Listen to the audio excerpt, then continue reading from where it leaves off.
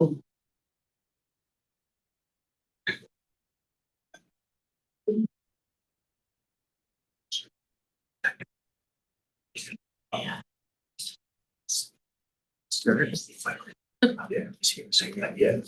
guess if we start, they'll probably come in. Yeah, good call.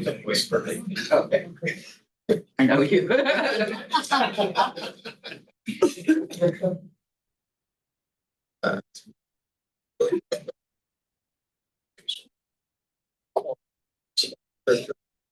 All right, calling to order the Whatcom Transportation Authority Board of Directors workshop, October 16th, 2025. Can we start with roll call, please? Yes, Hawkinson, Here. Cortez, Here. Black, here, Lillyquist, Here. Mayor Lund is absent, Sadu, Here. Stewart, here, Williams, Here. Darwin, Present. and I believe Donovan is here. All right, thank you. All right, thank you. Next up, we have public comment. Each speaker is allowed a maximum of 3 minutes. Is there anyone in person who would like to speak? Not seeing any. Is there anyone online who would like to unmute and address the board? I only see Dan. Good life, Dan. All right, and no public comment came in. Thank you. Right, I just want to make sure. Right. Yeah. Item D, giving a lift. Yes, so last month we started the meeting trying to tie a little happiness and joy to the mission of what we're trying to do. And we had Andrew come in on travel training and talk a little bit about the travel training function and Abby Lens and some of those things. So a few things have happened since then that I thought we would share. And so I'll turn it over to, I think Eric's going to kick it off. I'll start with one. Thanks, Les. Well, this one comes from the world of fixed route, and we have an operator. We'll call him Doug because that's his name. And he was driving his route. He has a bid route, and he had a family on board his bus. And one of the kids on the family was playing with a little Matchbox car, kind of like, I'm going to call it a Hot Wheels because the word Matchbox to me just doesn't come out. Hot Wheels car, something similar to this. And Doug is great at interacting with his passengers. And the family gets off, and at the next layover, Doug goes through and does his sweep, and he notices the car got left behind. So he puts the car in his pocket, holds on to it, and sure enough, the family does not show up. This happens in June. They're not back in July. They're not back in August. And then in September, the family comes back on his bus. And the first thing Doug does, he reaches down into his cargo pocket. He pulls out the car that he'd been carrying with him in his pocket for the entire summer. And the kid's face just lights up. And the dad's like, kind of caught off guard, and the kid just takes the car and goes back and, resumes playing with the car and such. It's just one of those moments where he thought, when am I going to see this? I know I'll see them again. I'm going to keep this with me until I do. So pretty great story. So. Yeah, I thought that was interesting. Wanted to share kind of the big-hearted approach to helping people. Jeff has something similar. I do. This took place on September 10th up at Cordata Station. We had one of our transit safety officers up there and an expediter, and they noticed a gentleman was really in a lot of distress and upset because as they inquired with this individual, he had lost his monthly bus pass, and it was only the 10th of the month. He had to get to Winco to get groceries. He was very distraught.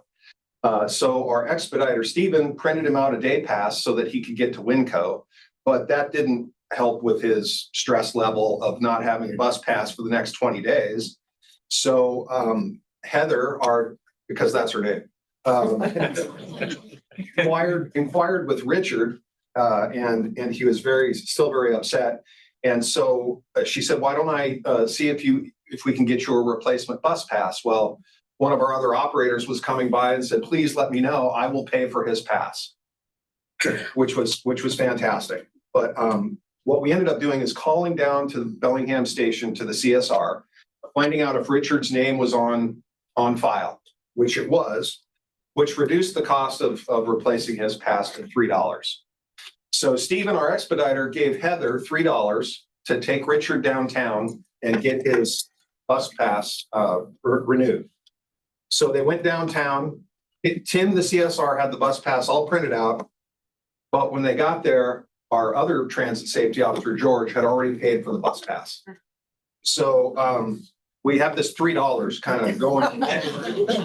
But there's one last step, which was great. And Richard was ecstatic that we had covered his costs for his bus pass for the rest of September.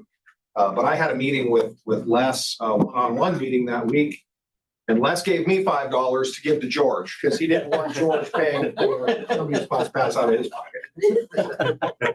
Anyway, Richard was very pleased, and we had multiple staff members involved in helping this gentleman out. So we made like $10. yeah, I'm pulling video to see who. What's this miscellaneous revenue? Yeah, exactly. Well, thanks, Jeff. But it just highlights some of the great things that employees are out doing. And so just thought to share because we all hear negative stuff so much. It's nice to hear some positive things that are going on the national followers to the top. The last one is we're going to take a shot, and this is a credit to you all as board members on the decarbonization strategy and helping to preserve old growth forest areas. The last one, the 2025 project that we helped buy was out near Everson, and it's Kinney Creek out near there. He preserved about 16 acres. But the neat thing about that one was it enabled the Explorations Academy to work with the land trust and us to have a outdoor campus as part of that preservation of the land and the restoration part of it as well. They did a big celebration and did a little video. That video was like 10 minutes long, so we've truncated it so you didn't see it. But it's a nice little reminder of thinking creatively the way that the board said, okay, let's work on decarbonization, let's spend locally to offset. And the investments you've made so far have been about 53 acres, which takes 2.5 diesel buses fueled with diesel off the road every year, or 4.5 hybrids fueled with diesel off a year. We'll have to recalculate with R99 and see what that effect does, but it is having an effect locally. So we'll try to play the video. Fingers crossed. Okay, first off, we saw snakes. That was awesome. It was fun. I liked it. My name is Logan. I'm Ariel. We're at the field campus.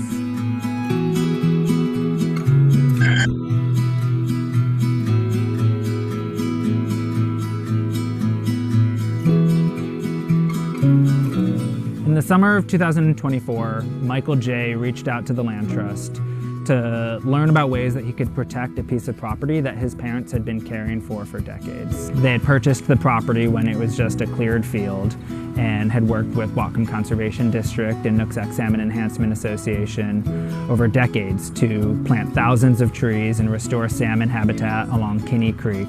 So over the next 6 months or so, we were able to work with the J family and Explorations Academy to put together a conservation easement, so allowing for educational opportunities and that firsthand learning for Explorations Academy as a long-term owner for the property. So not only is the property going to be able to live on through the learning that the kids at Explorations Academy will experience there, but the conservation values will be protected forever through the conservation easement. My wife and I were science teachers and no longer, but still very much involved in education. And we're thrilled to see this unique property become a place of learning where seeds of environmental insight can grow into actionable skills that will last a lifetime. And that is a large part of what we see about that 13 acres of Kinney Creek. It's not about just building it for today. It's about the future and where things can actually go. I love this outdoor classroom because this gives me an opportunity to be one with nature and get so many ticks. There's no boring days in this school. Why have an outdoor classroom? I mean, I could go on and on about learning theory here, but I will save you on those specifics. But the quality of the environment that we bring kids in contact with is a determining factor of the quality of the learning that they'll have. This field campus is going to allow students to learn with nature and from nature through observation, research, restoration, and hands-on projects across every discipline. This project is us doubling down and building our capacity to engage kids in experiential learning. There's a lot of cool finds you can find, like even just sticks. Yeah. Like there's rough sticks, there's cottonwood, which have little stars in the middle. I have an ocean fact. That's like a blue whale's heart weighs as much as an elephant. Really? Yes. Bye. Oh wait, that's the cup hand. Oh, okay. So just wanted to share a little bit about your program and doing that and what it does beyond just transit and the offset, but it enables generations. So anyway, just wanted to start off with kind of tying what we're doing to mission and the impacts and effects that WTA have in the community. So with that, now I guess we'll get to the fun stuff. Finance fund. Yes. All right, item E, consent agenda. Move approval. Second. All right, we have a motion and a second. Questions, comments? Concerns about where the $8 is going? All right. All those in favor, please say aye. Aye. Any opposed? That passes unanimously. Item F, financial update. All right, good morning, everyone. We'll get started with the August financial performance. And so y'all know, I'm not running the slideshow today, so we don't have to do it last time. So August is coming in strong, even though our operating revenues are under budget. The total operating revenues under budget, 1.7% or almost $500,000. And that's primarily due to sales tax and lower interest income. So we threw our July receipts, which are actually our July payment, which are May receipts. Sales tax is down 1.5%, $400,000. We did budget for a 2% increase. So essentially we're flat with where we were in 2024. But most of the categories have been increasing over the past month. So we're going to continue to watch that and hopefully it'll pop up a little bit by the end of the year. And then interest income is down over 10%. And that is just due to the delay in receiving funds from FTA, those reimbursement funds. We have gotten those, but we just had lower cash holdings through August. And overall operating expense is down. I could just tie that to the 5307 that she authorized us to do last month. That we were talking about that level set, not having cash flow issues with waiting for the FTA to give reimbursement. They wanted to be enough at the time, so we can level set and offset cash flow. All right, thank you. Operating expense 12.2% or $4.5 million under budget. Wages and benefits 4%. That's the decrease in the percent for us. So we're really trying to manage the wages and benefits. 1.1 million. We've had a lot of retirements, people who are at the top of the earnings scale, and we have some vacant positions. Outside services down almost half. We did have a lot of money in there for budget and design work that we delayed. And we also have a rapid transit study that hasn't been completed. The budget you'll see for 2026 is a little bit lower than 2025.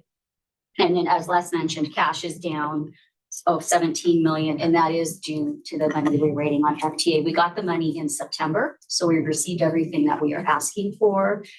And just to piggyback on Les's comment about 5307, we were going to put in an application this year and hope to receive some money this year, but with the federal shutdown, we could put in a grant, but we've been told by FDA that they'd like to approve anything. So we expect to have that come in 2026. And then the next few pages are just the income statement and the balance sheet. See if there's any questions. Yeah. The 17 million, you said we received it, but also says we're still waiting for it. Yes, we were waiting for it, and then I found out in September that we had received it. So I prepared this before we had received the funds. And that will still be about $5 million cash that we've used, and that's just for revenues. Good questions?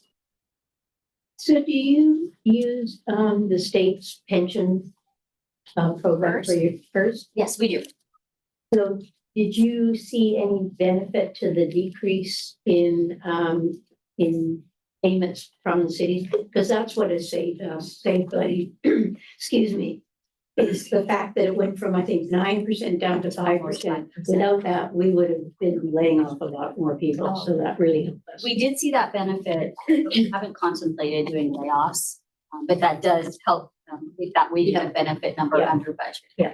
And we've got that budgeted in for next year at that lower rate. Yeah. Yeah, it was very helpful. Yeah.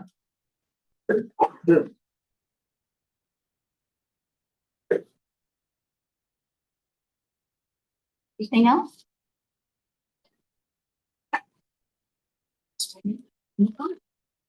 I could, while we have a break, and at the risk of embarrassing Tim, apologize. Tim is, Mayor Lund couldn't make it, but she kindly asked him to become, while I can't vote, he's kindly here to represent the city. So, say congratulations on your new role.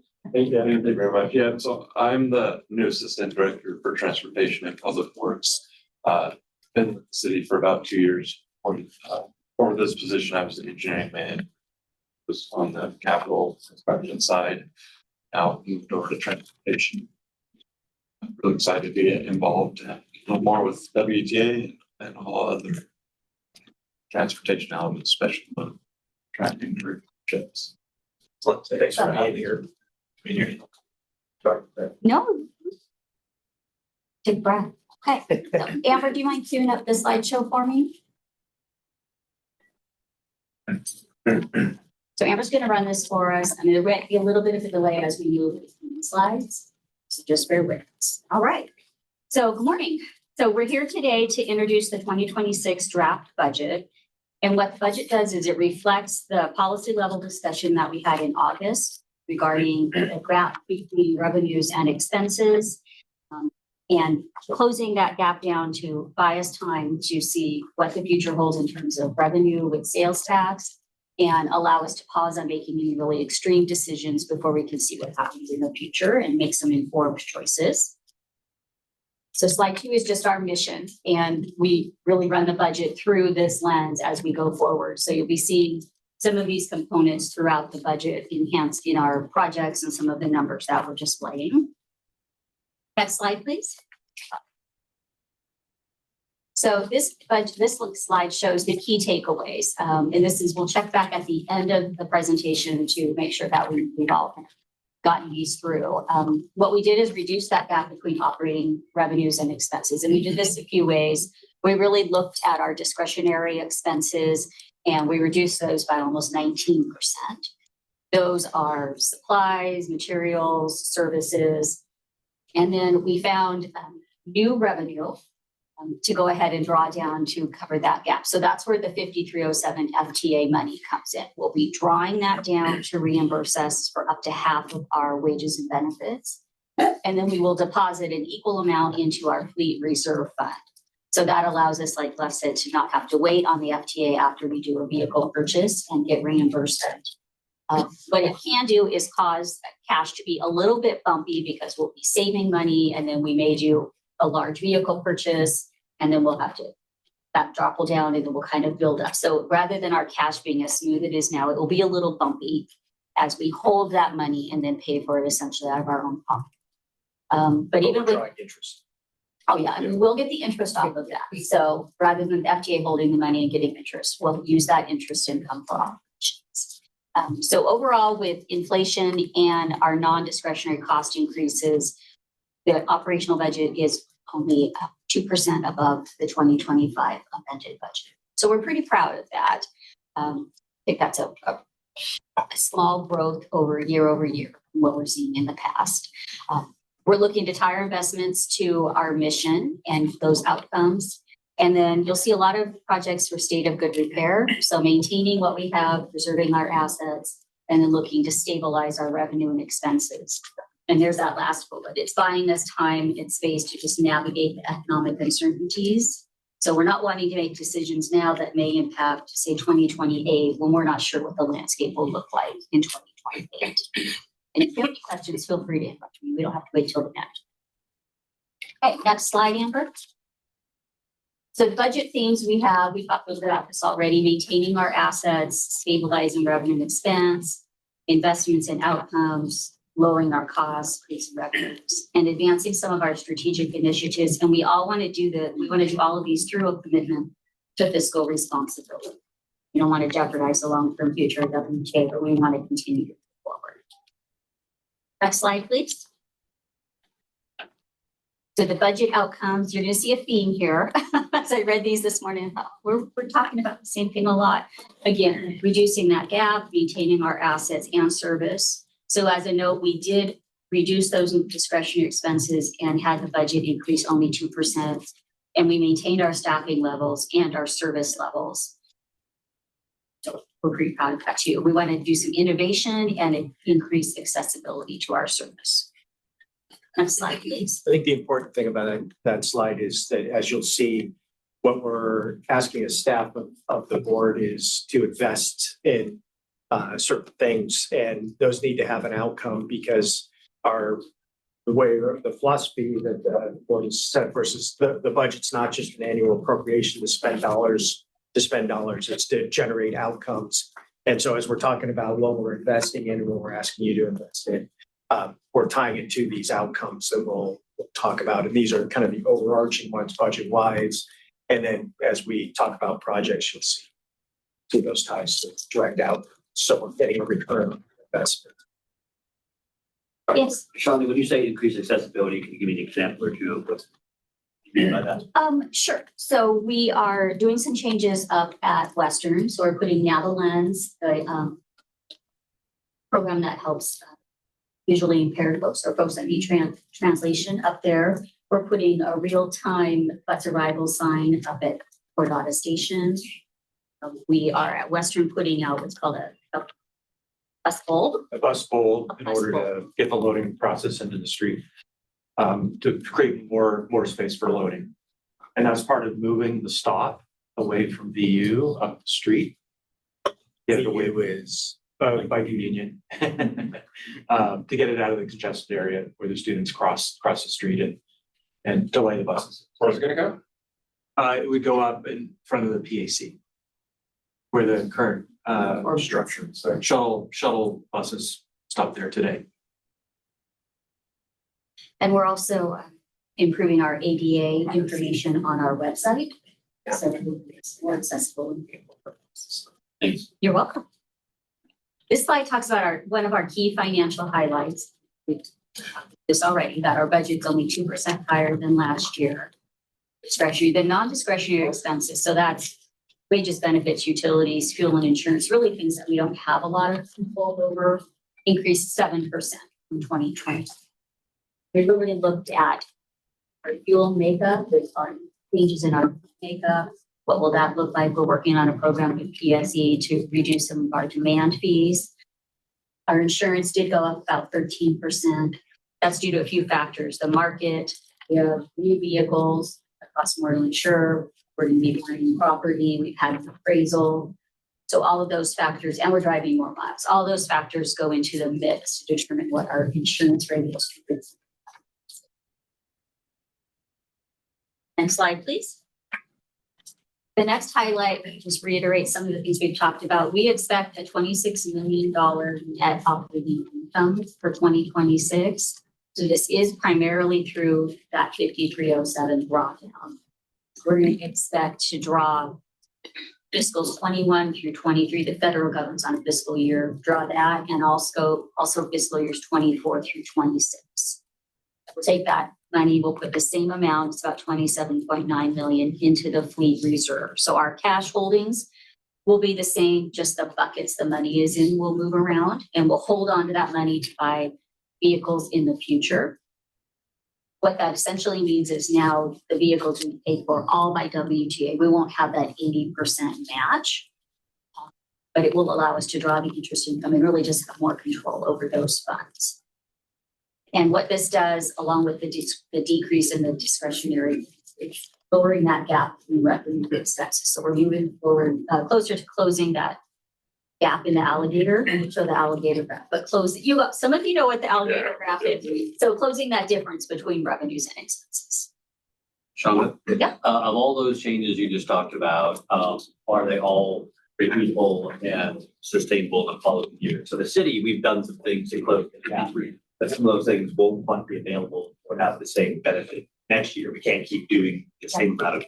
That's a great question. Yeah. So for the 5307 drawdown, we will get that big influx next year. And then beginning in 27, we will be able to draw down about 5.1 million, which is our annual allocation. So we'll have the 20 and then we'll drop down to about the 5. So what we're looking at is using that 5 million with the fare increases to bolster our revenue. We're hoping sales tax, we've budgeted at 2% going forward. We're hoping that that will not be the case, that it will be higher.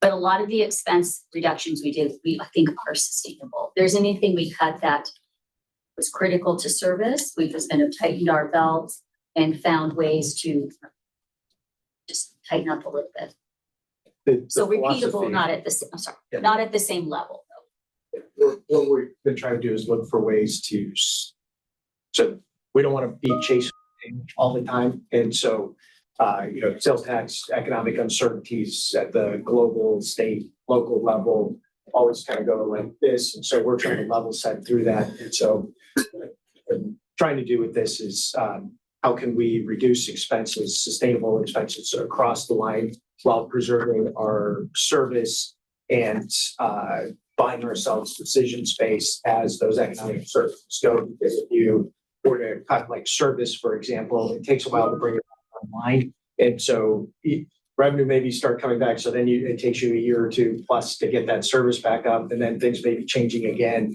And we don't want to be on that roller coaster. And so that's what this budget reflects, is buying that decision space time and cutting the discretionary things while trying to preserve that service so that we can get through that and then narrow that gap, and then we'll see how it goes. But we have decision space time to make decisions based on real world decisions, and now we'll project 4 years down the road. Yeah, I guess I'm asking you, how many of these cost savings are things that we're definitely want back? So we're cutting things in the city that we will want back. Yeah, I mean, there's things like training or some of those things that at some point, yes, it would be great to have back, but we can live and still have people. So we're doing, the police folks are doing a great train the trainer program. So lowering, the number of people that would normally go, and they're coming back and then doing training for folks. And so just doing stuff like that. So is that with the outside? Because most of the savings here are coming from outside services. What's that? Correct. Training and. Well, it's broad. It's supplies and materials, it's consultants. That's where you're seeing the real big decreases in consultants. We had a lot of things that we did in both 24 and 25 with outside consultants, and some of those projects are coming to an end. We had a facilities maintenance plan that we planned to do in 25 that we put on hold pending the property purchase at public market, potentially other expansions. So there's some things that are delayed that we think we will pick up, but not pick up at the same level that we had budgeted for in 25. Yeah, so as you recall, we asked for more for like consultants because we were trying to get things ready for grants and stuff in the future. So spending the money while we had it so that we have shovel ready things that we could then apply for. So we did spend more money in 24 and 25. Those projects are all kind of coming to an end. And then looking for other ways, and we'll talk a little bit later about ways to not have to do like a paint booth or at least push it off a long ways. Some property acquisition to help with space here so we don't have to build another building and those kinds of things to try to save money on that. But we needed to spend some money to get to that point where we could do it. So that's why you see those things coming to an end. And so to Michael's point, we can live without those. We don't have those going. I got a question on that 5307 drawdown. In the past, we got money from the feds based on a bus purchase, right? So what was the drawdown based on now? So before, right, we would draw down 80 to 85% of the vehicle purchase. Right. We are shifting that to up to 50% of our wages and benefits. So you can do either with FTA. We haven't done it for operations before. So that's a different grant application, of similar process, a little bit different. But the caveat that we're going to do is then take an equal amount and deposit it in the fleet reserve. We don't want to use that money to support operations because that's not sustainable. But we want to have the advantage of the money in our pocket, earning the interest, and then not having to wait on the federal government. Because those buses were reimbursement, so we had to expend it money, right, and do it now we'll have the money. Do you mean what is the dollar amount based on, Scott? Is that? No, I just wondered now I understand your drawdown is based on 50% of your salary benefits. Up to 50%. And it is a reimbursable grant also, so we have to pay we pay those first and then we reimburse. Did we leave any money on the table or did we get more money? This is allowing us to not leave money on the table. So we have some grants that are set to expire in 2026. We really don't have a lot to draw that money down. So this will we'll draw down everything we have through 26, and then we'll start again building essentially that pot with FTA. And some of the other benefits that go along that one, it gets the money up front, as opposed to having the cash flow. And so we're generating a being on that. It gives us flexibility for bus purchases because now we're paying 100% local. So if we find a good deal that may not be Buy America certified, we have that option to go do it. Like King County, for example, has bought a couple from Poland that were cheaper, better buses. But so it gives us more flexibility on our fleet mix. And then the other thing it does too, which it can elongate, because the reason we got in this position about the FY21 dollars is because we got grants. And so you don't have to expend this $5307 because you have that. So the more grants we can get for vehicles too, the better off we are, because it'll elongate that, which then increases your point, Scott, about not leaving money on the table. It elongates that, plus we're generating the interest off of that for income. And you're talking $5-10 million a year potentially. It's a couple $100,000 of interest potentially. So it's real money. And we are waiting. Yeah, sort of. Well, that answered it directly. We did an application in now for a NOLO grant for 14 fixed route buses. We haven't heard back if we've qualified for that. But I'm sorry? No low emission. No low emissions. But if we receive that, then again, we'll be able to use those dollars for buses. So we'll continue to elongate the amount of time the money's out drawing. A lot of agencies draw this money down and use it for operations. And what we end up seeing is that they're very old fleets, because then they don't have the dollars to replace their fleet. So their state of good is not where we want ours to be. Yes. On the no and low emission buses, what kind of buses are we talking about? Because we just did a study which showed that hybrids aren't great from a carbon benefit. They would be hybrids, correct, Maureen? Plant diesel buses running on plant-based diesel probably doesn't qualify as a no low emission bus. So got battery electric? No, we're talking hybrids. Battery electric. Oh yeah, hybrid buses. The application was due in July, and we had that conversation, I think, in September. So the request went in for hybrid buses. And the cost differential you saw too is kind of based on us paying for those buses. These would all be paid for through the LONO grant, which reduces that cost. I get that. The cost of carbon to us, but the cost of the carbon to the world and the US budget as whole society is. Anyway, thank you. Yeah, it was a timing. Yeah. We also do have some earmarked funds, $2 million that have been earmarked. And previously they were for us to pay the difference between a diesel and electric bus. But we're working into the government. They don't want our money back. They don't want us to give that grant back. So we're working on transferring that from electric also to hybrid vehicles. We have been working on that process. Any other questions? Those are great questions. Okay, next slide, please, Amber. This just talks about the assumptions that we made into the 2026 budget. So we'll kind of get down into, we're going to go down into some finer detail. We do have sales tax at 2.5%. Mostly that is due to the traffic that we hope we will see through FIFA. And also we have some additional categories that are subject to sales tax. So just a little bit of an increase we expect next year. We talked about the grant revenue, flat fare revenue. We do have a fare increase budgeted to begin in 2027, pending board approval. Non-discretionary expenses, we have a 2% placeholder for wages. We're currently in negotiation, so we just use that to give us some number to be able to put in the budget, but we will be actually starting that this afternoon when we get done here. Benefits increased quite a bit this year. Medical up over 10%, dental up 4%. So that's a huge part of our budget that we weren't anticipating, and we're all sort of dealing with that. So yeah, Mayor Lou, the PERS decrease helps with that a lot. We talked a little about insurance. Fuel is down. We took a really good look at our fleet composition, what types of vehicles we're going to be using, our mileage, and then we have the utilities for electric buses is in fuel.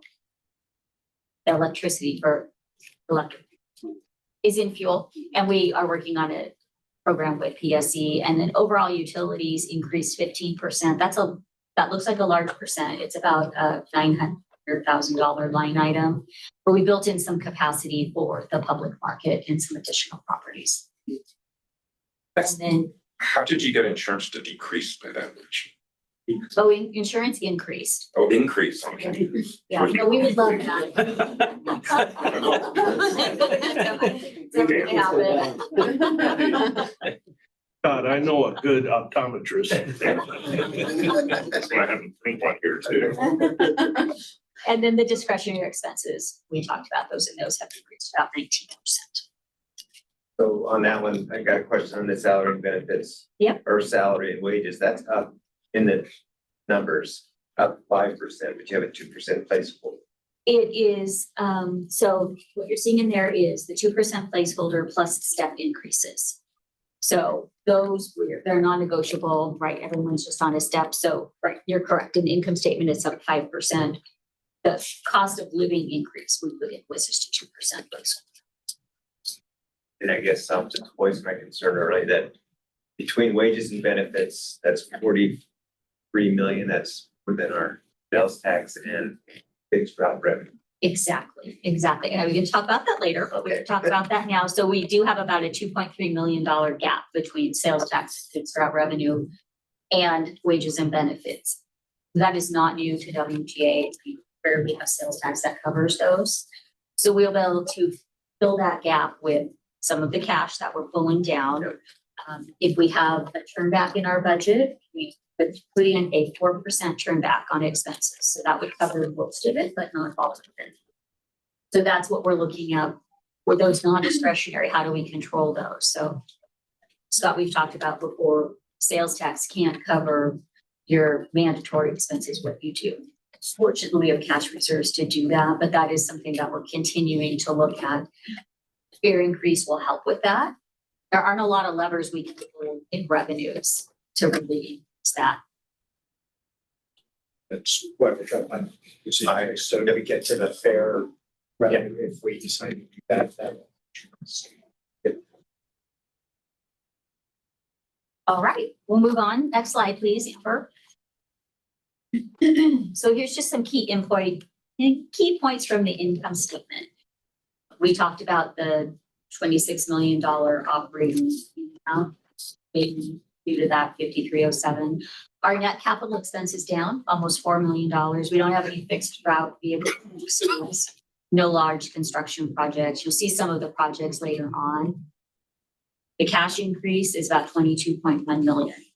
So expect our 2026 year-end position to be 64 million.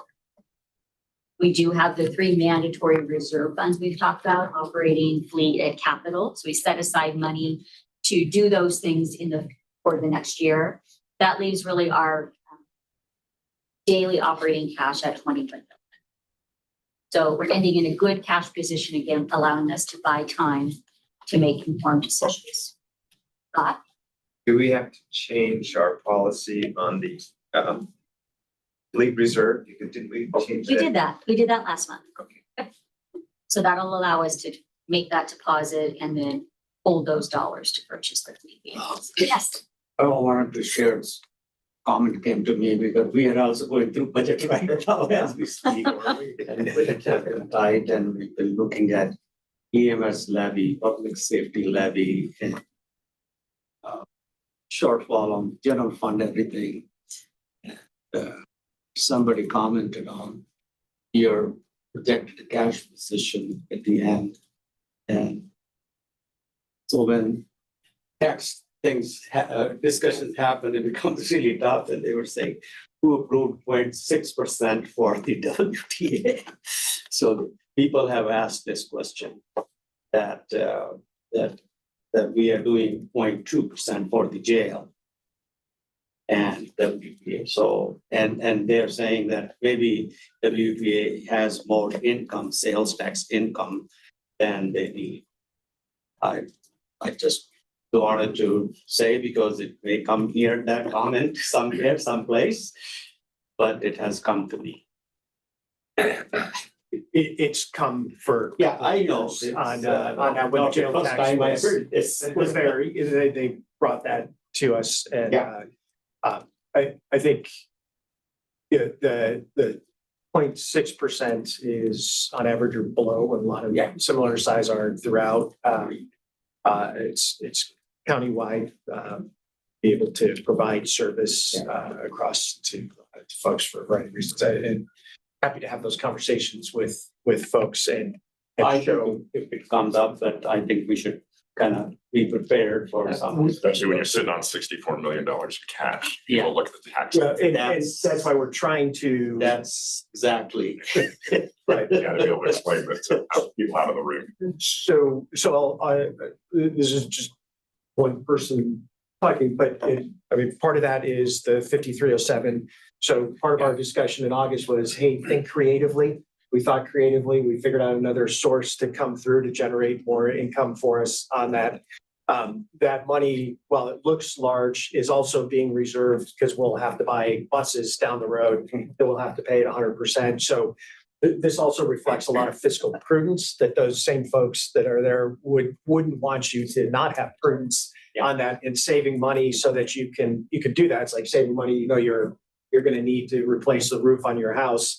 You're saving money. So it may look like your cash position's high, but in 3 years, you've got a big outlay for your roof and you're saving.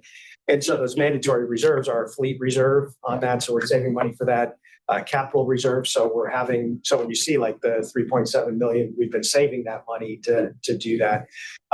So I think there's a lot of fiscal prudence that goes with that. And that number could be misleading on that because we are saving. And as Shonda said before, the cash position will be bumpy because 2 years from now, we'll have a significant fleet outlay to replace vehicles. And then you'll see that drop precipitously and then we'll save back up to do that. As you say, Les, it can be misleading. And I think that's exactly the point. We need to be aggressively countering the misleading. Sort of like the city has these pension funds and they're big and they're fat, but of course they're untouchable because they're, there's a purpose.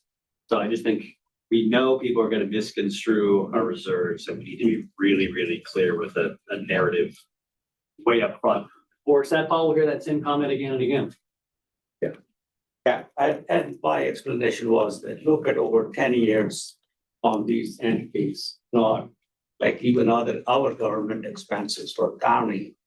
It's more like 10-year moving average tells you better story than seeing it because we go through so many changes, so many different financial circumstances. So it's not good to look at 1 year. So we just stop there. So. Well, thank you for raising that. And that's what we're trying to fiscal prudence with. And the board has also been very clear. We don't want to sit on cash because we want to make it productive. So we're balancing that with also being fiscally prudent.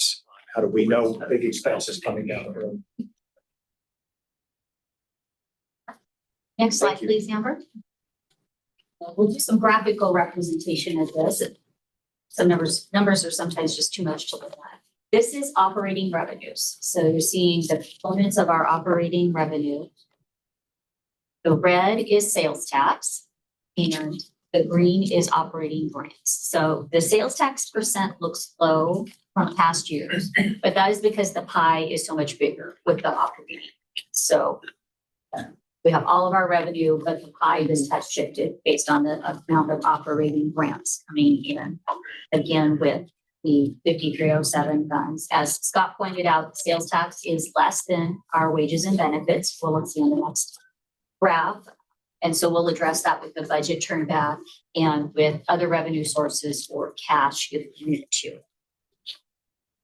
Questions on that, Scott? But the green in that pie chart just skews what's really going on. Correct.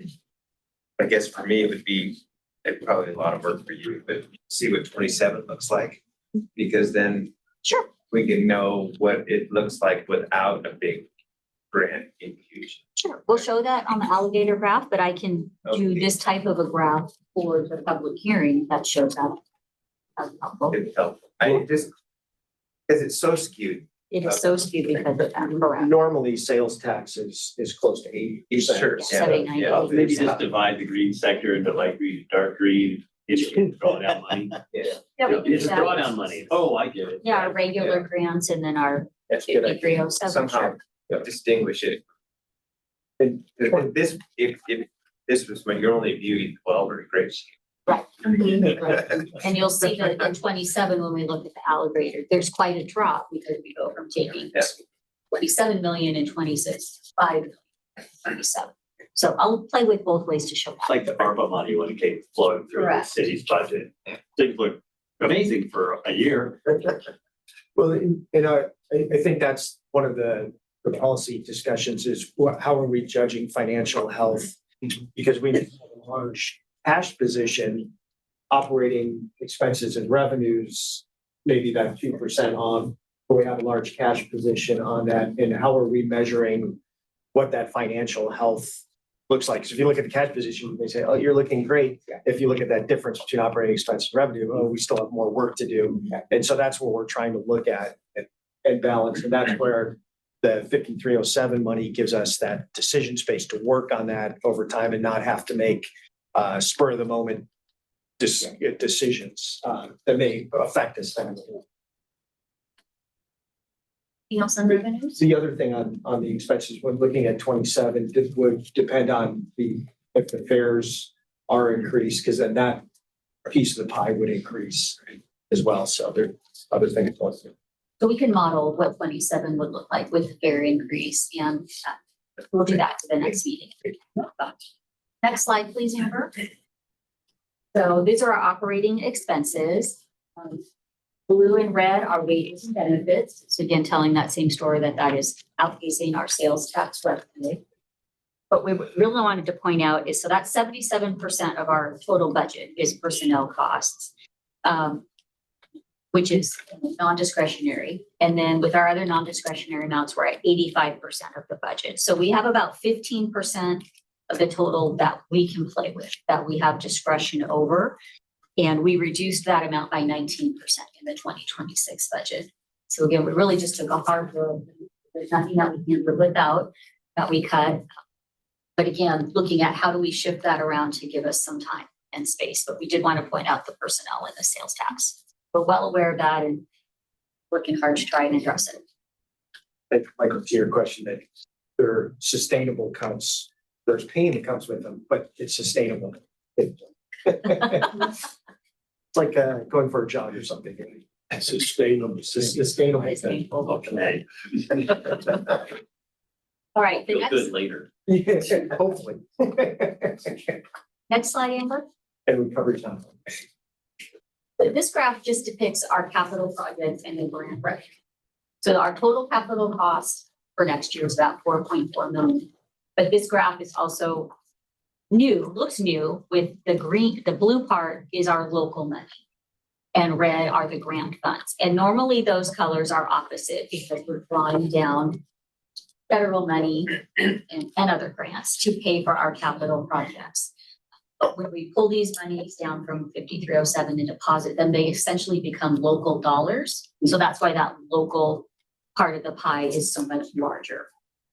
And that again will In 27, it will look very different because we'll have a different drawdown amount. But we've got the two graphs that just look different from the prior years because of the way we're managing it. So, Sean, it's the same thing. I mean, you say they're local, I say they're quasi-local.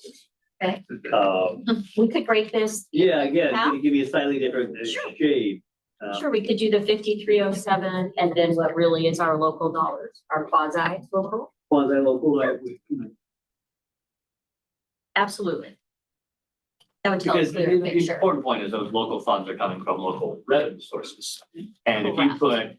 put 5307 in there, they're not actually ultimately a local source, That is true. just because the bank is accounted on it. So I think that there's still outside monies.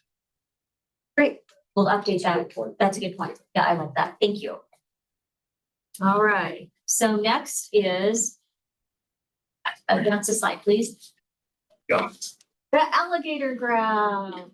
So, I love this graph that Mayor London Forrest shared with us, but I did need some help putting it together. So fortunately, I have a good Excel person. So we'll just walk through it. This is from 2019 projected through 2030. The dark blue are our actual and anticipated revenues through the end of 2025. And it also, you see that big spike in 26. So that's ramping up to that drawdown that we'll make next year. The light blue is our projected revenues going forward. So the drop between 26 and 27, that's depicting what we'll show graphically that we'll only draw down about 5 million on those grant funds in 2027. So it doesn't mean that we spent them, but it just is what our revenue sources are coming in. And then you can see that revenue is pretty steady, projected out to 2030. This does have the fair revenue in it. The dark, any questions on that? The orange line is projected and actual expenses through the end of 2025. And then the yellow line is projected expenses, just operating through 2030. So you can see from 26 through 2030, we're anticipating revenue to be higher than our expenses. And then we pretty much are breaking even in 2030. So that's not the end of the story. We will continue to work every year to keep that gap closed. So we'll have this graph, but then going forward into 2030, we don't want to see those lines cross in the other direction again. But it gives us time to work to make that happen. The purple line is revenue without the $5,307. So you see that would be under our expenses going to 2030 if we didn't draw down that money. So then we would have that gap between the yellow and the purple line. And that's what we were trying to avoid and follow the board direction of let's close that. So right now, what's that, like 3 million? I know the y-axis. I'm sorry, I didn't hear your question. So yeah, if we go out to 2030, would be right on that 3 or 4 million. It's usually about 3 to 5 million. If we didn't have the If we didn't have the 5307, which is not a huge gap, but sustainable over time, really, that just eats away at our cash position, which we want to be able to reserve for other things. So this was really this depicts the goal that we heard the board give us and the work that we've done to get the yellow and the light blue lines where they are now. And then again, we'll continue to work in the future to do that. So we'll, in 27, we'll look to see what will this look like in 31. Any questions on the graph? Les, anything you want to add? Yeah, I guess I just add that this doesn't, we're not like declaring victory that we fixed it because we still have the structural things that we need to work on the operating expense side. The 5307 just gives us that decision space to make deliberative decisions because as you saw in those graphics, the big expenses for us really is service and people. And so we want to keep those things going while we have those decision spaces while we're trying to look at other things of reducing cash. And there's only two levers, increase revenue or reduce expenses. And so we're trying to work on both of those. So it is the light blue. That's all the revenue coming in, including 5307, right? Correct. So, but we're using the 5307 money for operations to keep us whole. The interest. The interest, only the interest. The other 5307 money is going down to be reserved for capital. In the out years as well. Correct. That's our assumption, and then to continue that process of bringing in the 5307 and then putting it into the fleet. That's what our policy stated from last year. And that really kind of highlights that, that tension between you, and they have a very strong cash position, but still need to work on your operating expenses and revenue and that difference, and how do we close that gap, even though we have a strong cash position. So we're not in financial issue, but we could be. And you didn't show the cash reserve one, but is it going down over time? Our cash reserves, Yeah. it will go up with this deposit. But then it will get bumpy as we draw down for a fleet purchase, and then it will come back to us as we save. So our total cash position will decrease and be bumpy, but it's really the fleet reserves where you're going to see those dollars Because we're gonna, bounce around. we're kind of depending on the interest for that now to keep us whole. Yes. It's almost gonna double then is the estimate. So this year it's 1 million change. It's going up to 1.9 million is for interest Interest income, Yeah. yes, positive. because we'll have that Did move on sitting the- in our bank. It's got the purple line. If we didn't use the 5307, Then it's the we'd be at purple that purple line. Yep. That's the difference between the yellow line and the line. That would be the problem. That's what we That's would the have, problem. where we would have been, and right now we're expecting a surplus. So I just want to make it clear, because we are tracking that and get a lot more efficient and feel like we're good. We still need to track that, so that's why we're trying to balance. But we still have issues, so I guess now that I look at, okay, the purple line is without 5307 funds. Right. So then it looks like that, is it just the interest? I mean, just the interest. Well, there's interest, there's the additional fare revenue that's in there, and then our sales tax projections. So there's a few combinations of revenue that are helping to push us above that, but this stays at 2% sales tax Correct. across that planning horizon. Step 27, and then it adds the fair revenue. That is plus 3%. And then continuing to reduce expenses across that. so we haven't solved the problem. Like I said, we have a measure to help us get there. And then we continue to work. We have to continue to work. Let's Increase really our other operating revenues and not rely just on the 5307.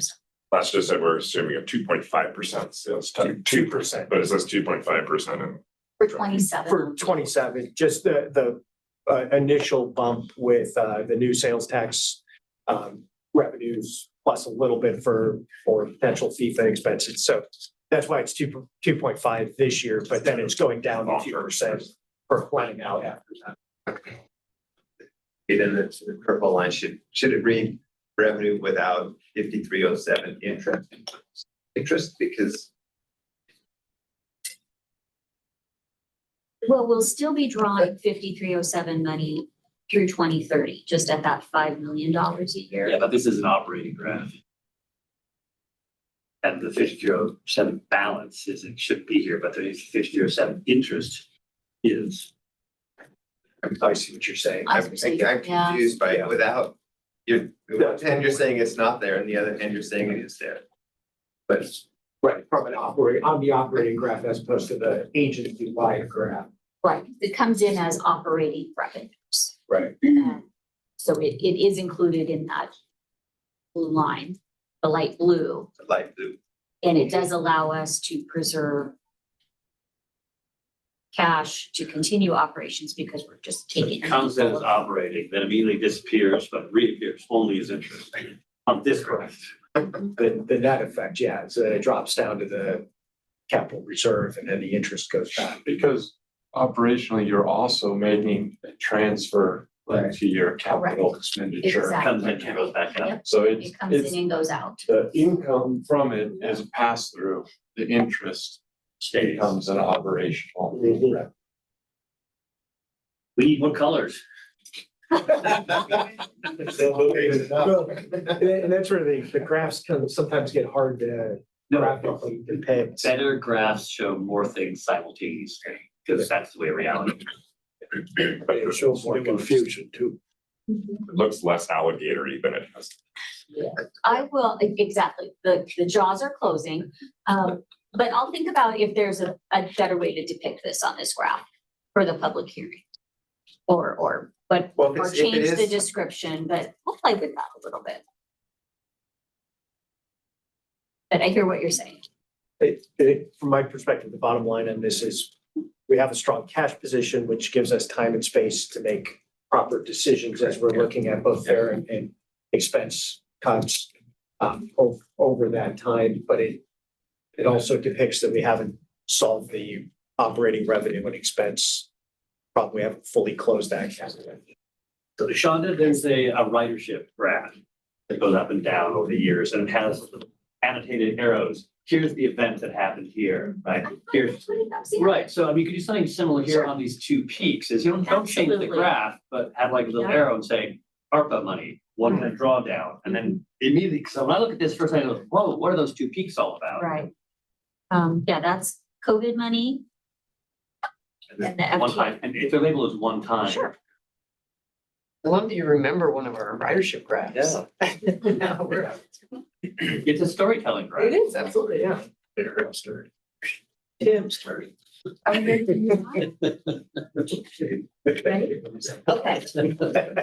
Next slide, please, Amber. Actually, we can go two ahead. So we're going to now talk about some fun projects that we're doing that tie to our outcomes, and just giving you some context here. So the first outcome is innovation. Let's refer to the final printer and supplies. So what that will do is allow us to order our vehicles one color, and then we can print our own graphics to put on the vehicles. So we can change them as we need to. It reduces the cost of ordering vehicles. So with one bus order, we'll have paid for the printer. And also if we have an accident or we need to replace something with the bus, we can do that in-house for the most part. So it eliminates almost all of the need for the paint booth, which we had talked about was $6 or $7 million. So that's a really exciting thing that came out of our fleet department that, wow, why didn't we think about this before? But it's fantastic. So super excited about that one. And then we've got the public market improvements. So looking at a way to activate that property that we close on Monday and getting tenants in there and getting it ready for its next purpose. So we'll invest some dollars there. Decarbonization still on our radar. So we've got another purchase we did of the old growth forest. We've got that budgeted for next year. So, and Also, but connect Royce to the video. So we know if you say it's taken 2.5 buses off, that's not, we're counting those as kind of our reduction credits, and nobody else is counting those as well from that project. Correct. So it's the same thing with this one. It's not, the land trust counts it and we count it. Yeah.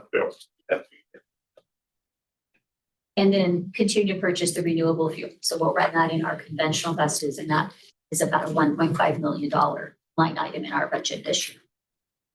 Next slide, Amber. Service and accessibility. So all these projects fall into both of those categories. So we talked about the real-time bus arrival display at Cordata Station, similar to ones we have at downtown, updating the ADA requirements on our public website. Tim's group's working on finishing the rapid transit planning study.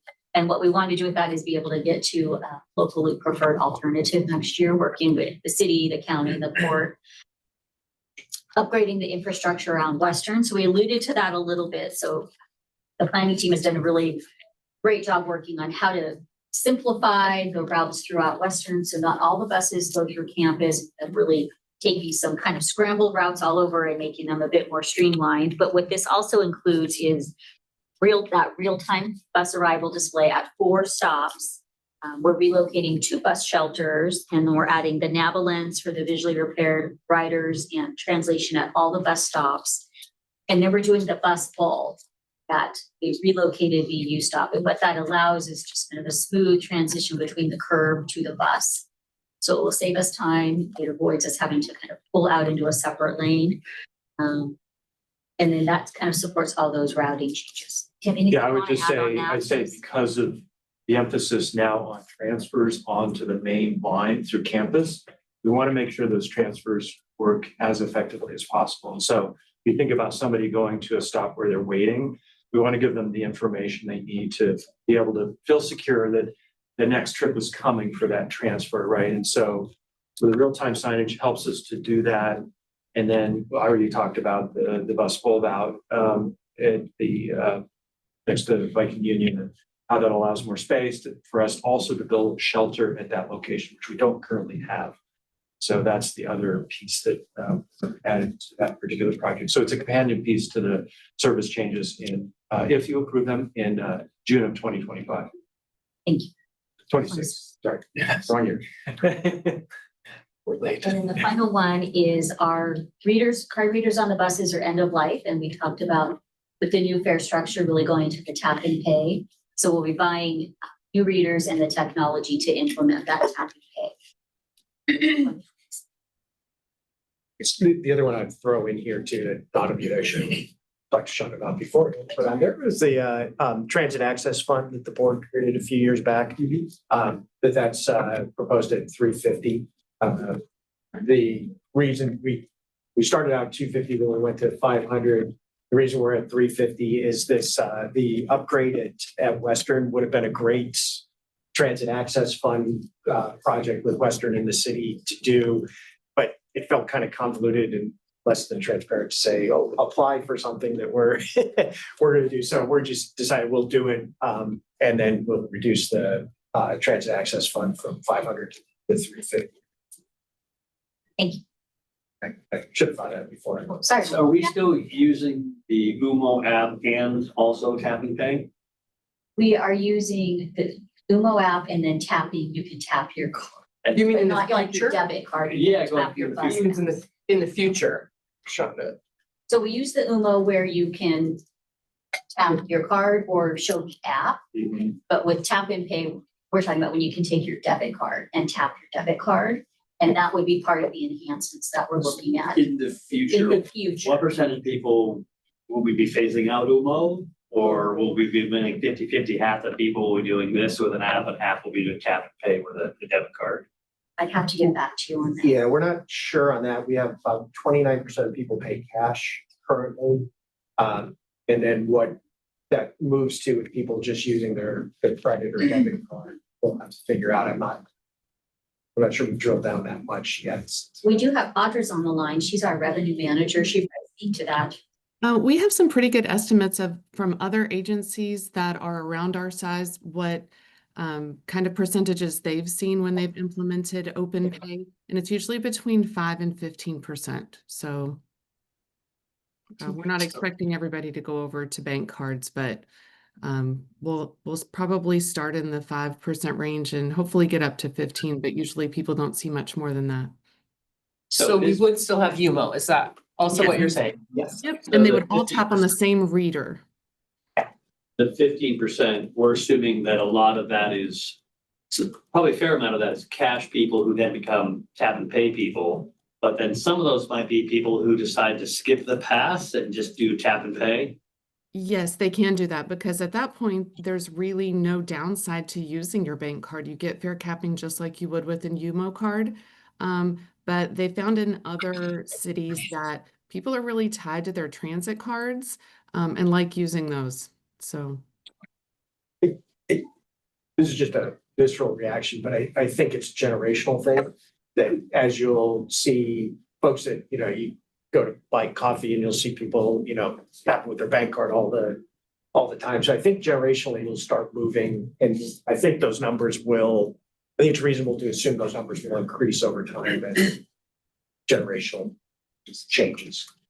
My dad will never use that. But my kids will use that. Talk about it right Yeah, there. I'll get it right there.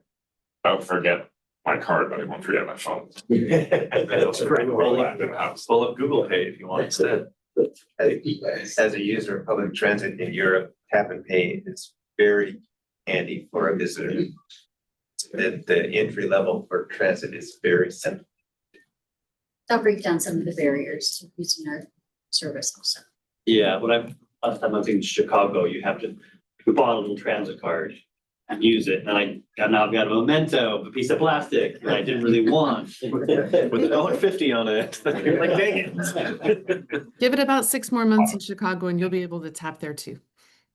Yeah, okay. Yeah, what if we have all those old cars that still have value? DC for sure. I think one of the ways to look at it, at accessibility in this context is how are we breaking down barriers to make it easier to ride? Yeah, it's not a budget discussion, but I love this part of the discussion of making it just easy and friction-free for everyone to ride. Okay, we're almost done. Next slide, please. Safety and culture. So there's a couple things here. For safety, we want to install what are called rideshare telematics. This is really being pushed by our insurance pool, but what it does, it allows real-time insight into driver behavior. So this will be on our rideshare vehicles, which are driven by non-WTA employees, but it allows us to look at park brakes, speeding, maneuvers, and it will reduce our overall risk. So we can actually dial into a specific behavior, talk to a driver about that. We can set it to speed limits on various roads, and then we can see, are you speeding for 5 minutes or 10 seconds to pass someone? So right now our system, it does this, but on a much lower scale, and it's not as precise. So our rideshare coordinator spends a lot of time trying to figure out, is this a real incident? Is it not? And so this will really improve the ability for him to know what's going on and also reduce our risk with targeted outreach. I'd say one more, correct me if I'm wrong on this point, but I believe it allows us to do better accident investigation. There's a camera, a forward-facing camera, right? Absolutely. That reports the incidents. So we've had a number of incidents lately that it's not our driver's faults, but this would allow us then to expedite that process of safety investigation. But also Vanpool rideshare drivers tend to be a little more cautious if they know that there's a camera. So that doesn't hurt either. What a surprise. And to, because this just shows the expense side, but Jeff and Malcolm or Vanpool or rideshare, it's Vanpool, but it's name changed to rideshare, so I apologize. But they've gone out and are getting grants to pay for the initial installation of this thing, and then it'll just be like $500 a year for maintenance of it. So while this shows the expense, there's a revenue side to this becoming in, and many of these projects do have a revenue side that are coming in. The grant that Les is talking about is about $5,000, and that does come from our insurance pool. So they're really pushing this, and more information and better activation that can help tie into keeping our insurance rates steady, not lower, but probably steadier. And then the final one is a culture project. So Vanessa and the HR team have worked on getting us set up to do some leadership and management training. We'll have someone come on site for some of it, and then we'll develop 2 or 3 cohorts that will go through the training over the next year. And that just continues to augment our process of learning, getting better. We had a training yesterday on supervisor, targeting how to avoid harassment, retaliation. So we're continuing just to give our supervisors and our leaders tools to manage staff and really embody what WTA is all about. So we're excited about that one. Yeah, I just wanted to share that we at the county contract with NeoGov. And we are very happy with that.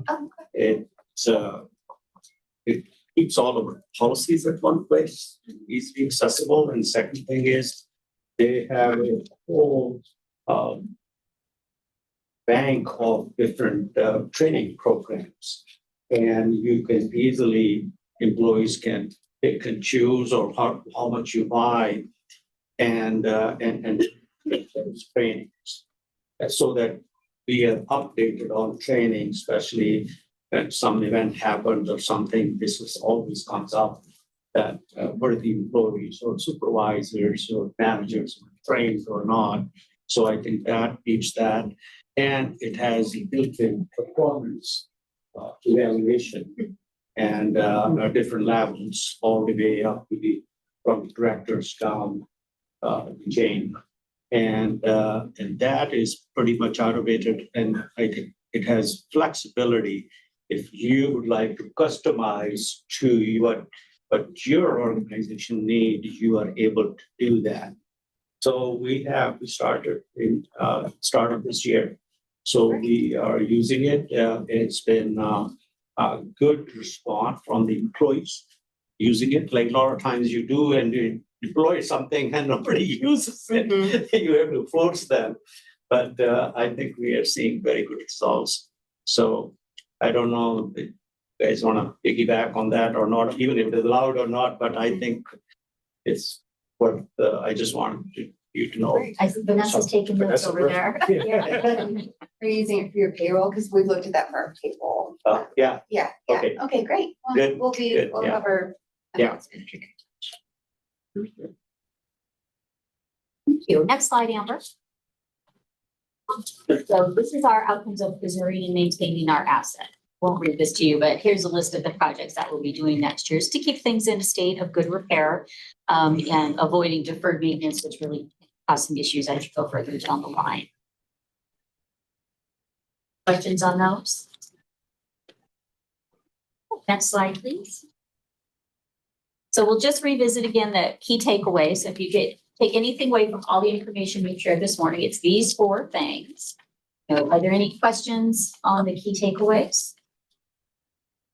Okay, so our next steps will be asking to set the public hearing. That'll come next for November 20th.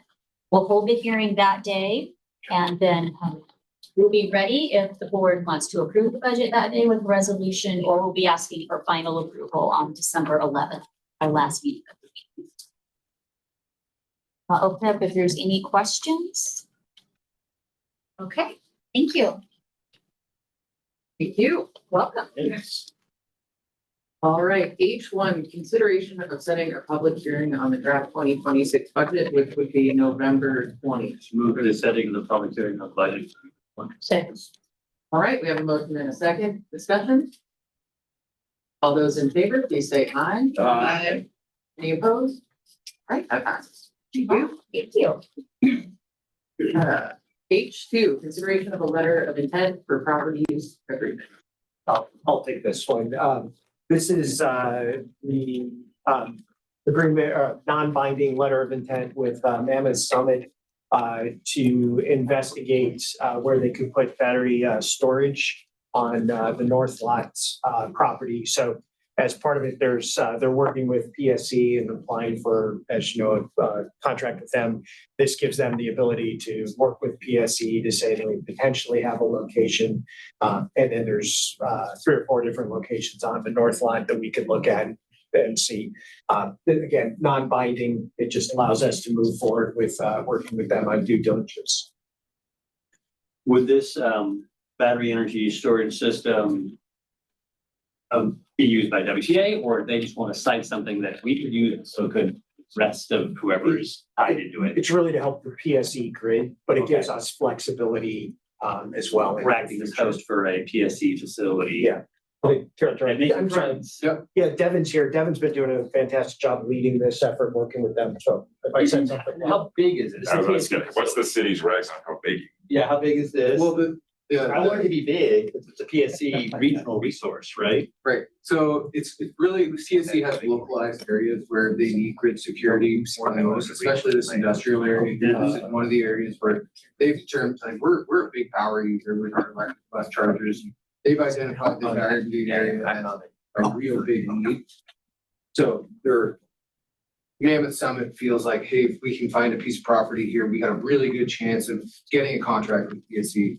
And they've identified this space in particular, but doesn't feed every area of Bellingham. It's really just this localized area with this transformer station. That makes sense. Okay, it's sized to the local transformer station. How big is it? They want 10,000 square feet, but that includes all the parking area that they need, all the maintenance space. It's mainly, from my understanding, it's for Connect forces. But how big in terms of the energy capacity is the thing that the code regulates? How many? Does it kilowatt hours or something like that? Megawatts. I'm not sure about that, and that's something they'll establish through due diligence. Okay, and from a city perspective, those things, if they ignite, they burn. So it'd be just nice to know kind of pre-positioned fire suppression things they have, because the city wouldn't be prepared to handle that kind. And my understanding with battery fires is just let them burn. Right, and we live with that risk every day with our battery electric buses. Yeah, I'm just wondering though, if the facility of Mammoth and PSC pre-positioned some kind of fire suppression on site. Right, yeah, we can explore that, explore that, and then how big, I mean, kilowatts. Megawatt.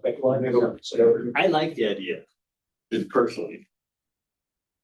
Okay, I've got a couple questions. First, on the location shown on page 2 of the memo that was sent out. Yep. If I own that property, I would never give somebody 10,000 square foot to make that effort property for myself.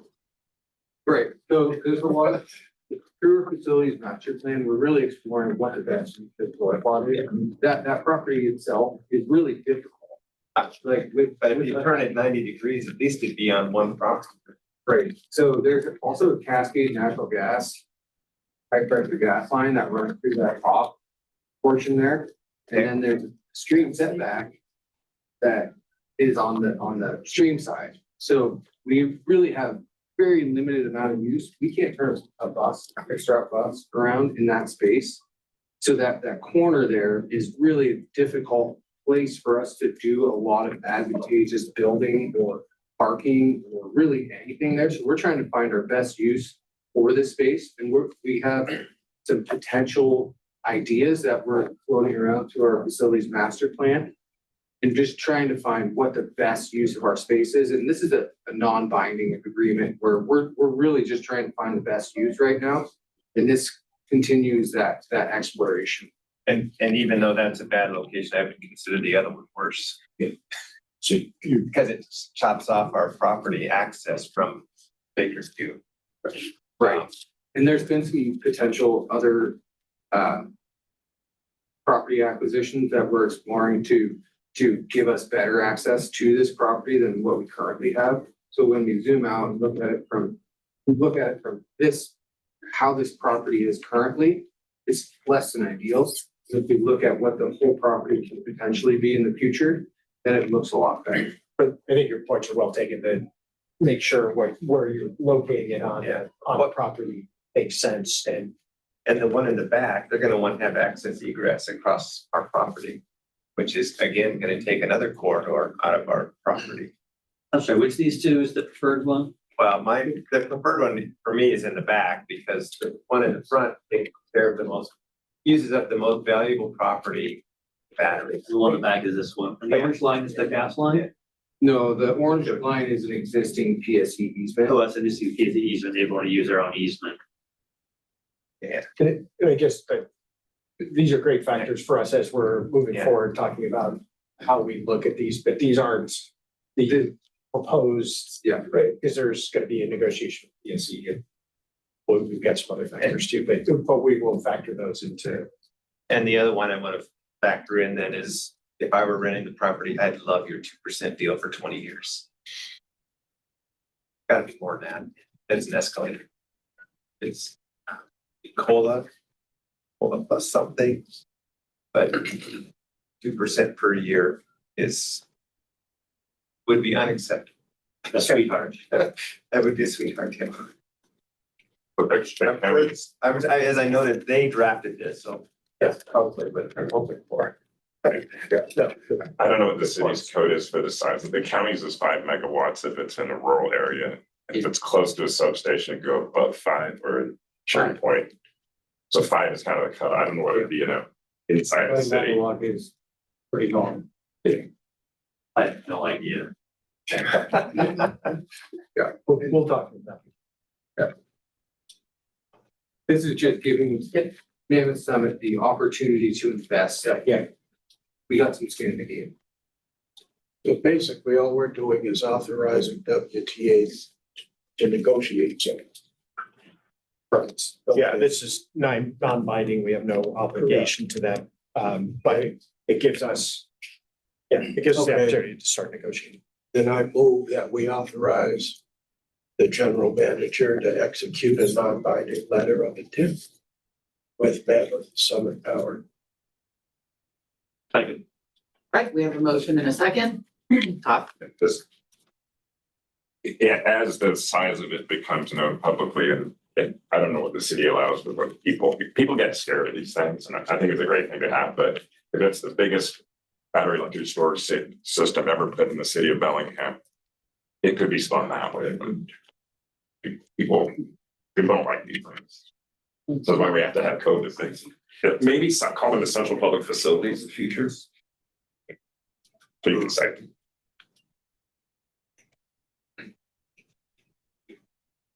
But I support them. Yeah, it is an essential public facility. Because there are regulations for stuff. They're gonna be really hard to cite those times. Because the fire hazard, what's The potential fire hazard. And I mean, it's better than it used to be, and the industry's codes are kind of ahead of where our state codes are in terms of the fire code stuff. But the public's, there was a big fire in San Diego, there's a big one around Monterey, somewhere down there, and that's in the news, and the closer it is to a residential area, the more people are gonna freak out, because there's need for these down by the waterfront, and you know, it's outdoor. noxious gases that come from the fire that people I worry. think it's pretty nasty, but Yeah. I think it's the cooties. Seriously, I do think it's a kind of an emotional reaction. Yeah. Down in Skagit, they fought them, and it's like, it's displacing farmland, or it's too close to a stream. They seem like reasons people are reaching for. Yeah, and or they'll be coming potentially to the Alderwood area, the marine resource lands, and number heavy industry, light industry zone plans that are backing up against residential areas. There's going to be more of this going on in the future because we need these things. You'll hear about it. I'll be gone. Good luck with that. Further discussion? All right, all those in favor of the letter of intent for property use agreement, please say aye. Aye. Any opposed? That passes. Thank you. All right, we'll do a 10-minute break and come back here at 9:40. Item J, service allocation model. Yeah, ready to go?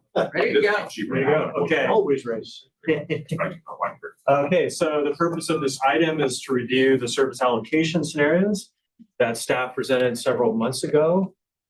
This is a very familiar graphic you've seen many times. So as a reminder, we've been discussing the new policy for how much service is allocated to maximizing ridership and how much service is allocated to providing broad access. So today we hope to get direction from the board on the ratio between these values, what you select as the future policy. So we're not looking for a decision today. We're looking for direction so that we could draft a policy for your future consideration. Our materials, we've discussed some of the high-level outcomes related to each of these values. So for instance, focus on maximizing ridership would presumably grow ridership more proportionally and help shift drivers to use public transportation because of the less wait time with the more frequent service, because it's more convenient. And on the other hand, providing broad access also has benefits in terms of providing level service throughout the county. So we're talking about these as a continuum between these two particular values. So just look back on the workshop on August 7th. We presented 3 scenarios. The board decided it wanted staff to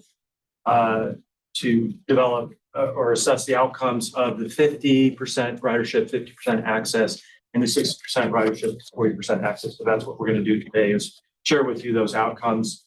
You also decided or agreed, I wouldn't say decide, but agreed that it should apply to existing service, not just to the implementation of new service. And then finally, you wanted us to come back with a timeline for implementation of that policy shifts as it applies to existing service. In the next couple slides, I'm just going to do some grounding with our existing service. So today we provide 40% maximizing ridership, 60% broad access. And this is what the revenue hours look like today. We say frequent service is another term for maximizing ridership. That's how we maximize ridership, is providing more frequent service. And then non-frequent is everything else, like rural, small city service, less frequent service in Bellingham, and a regional service as well. So this is the total number of revenue hours.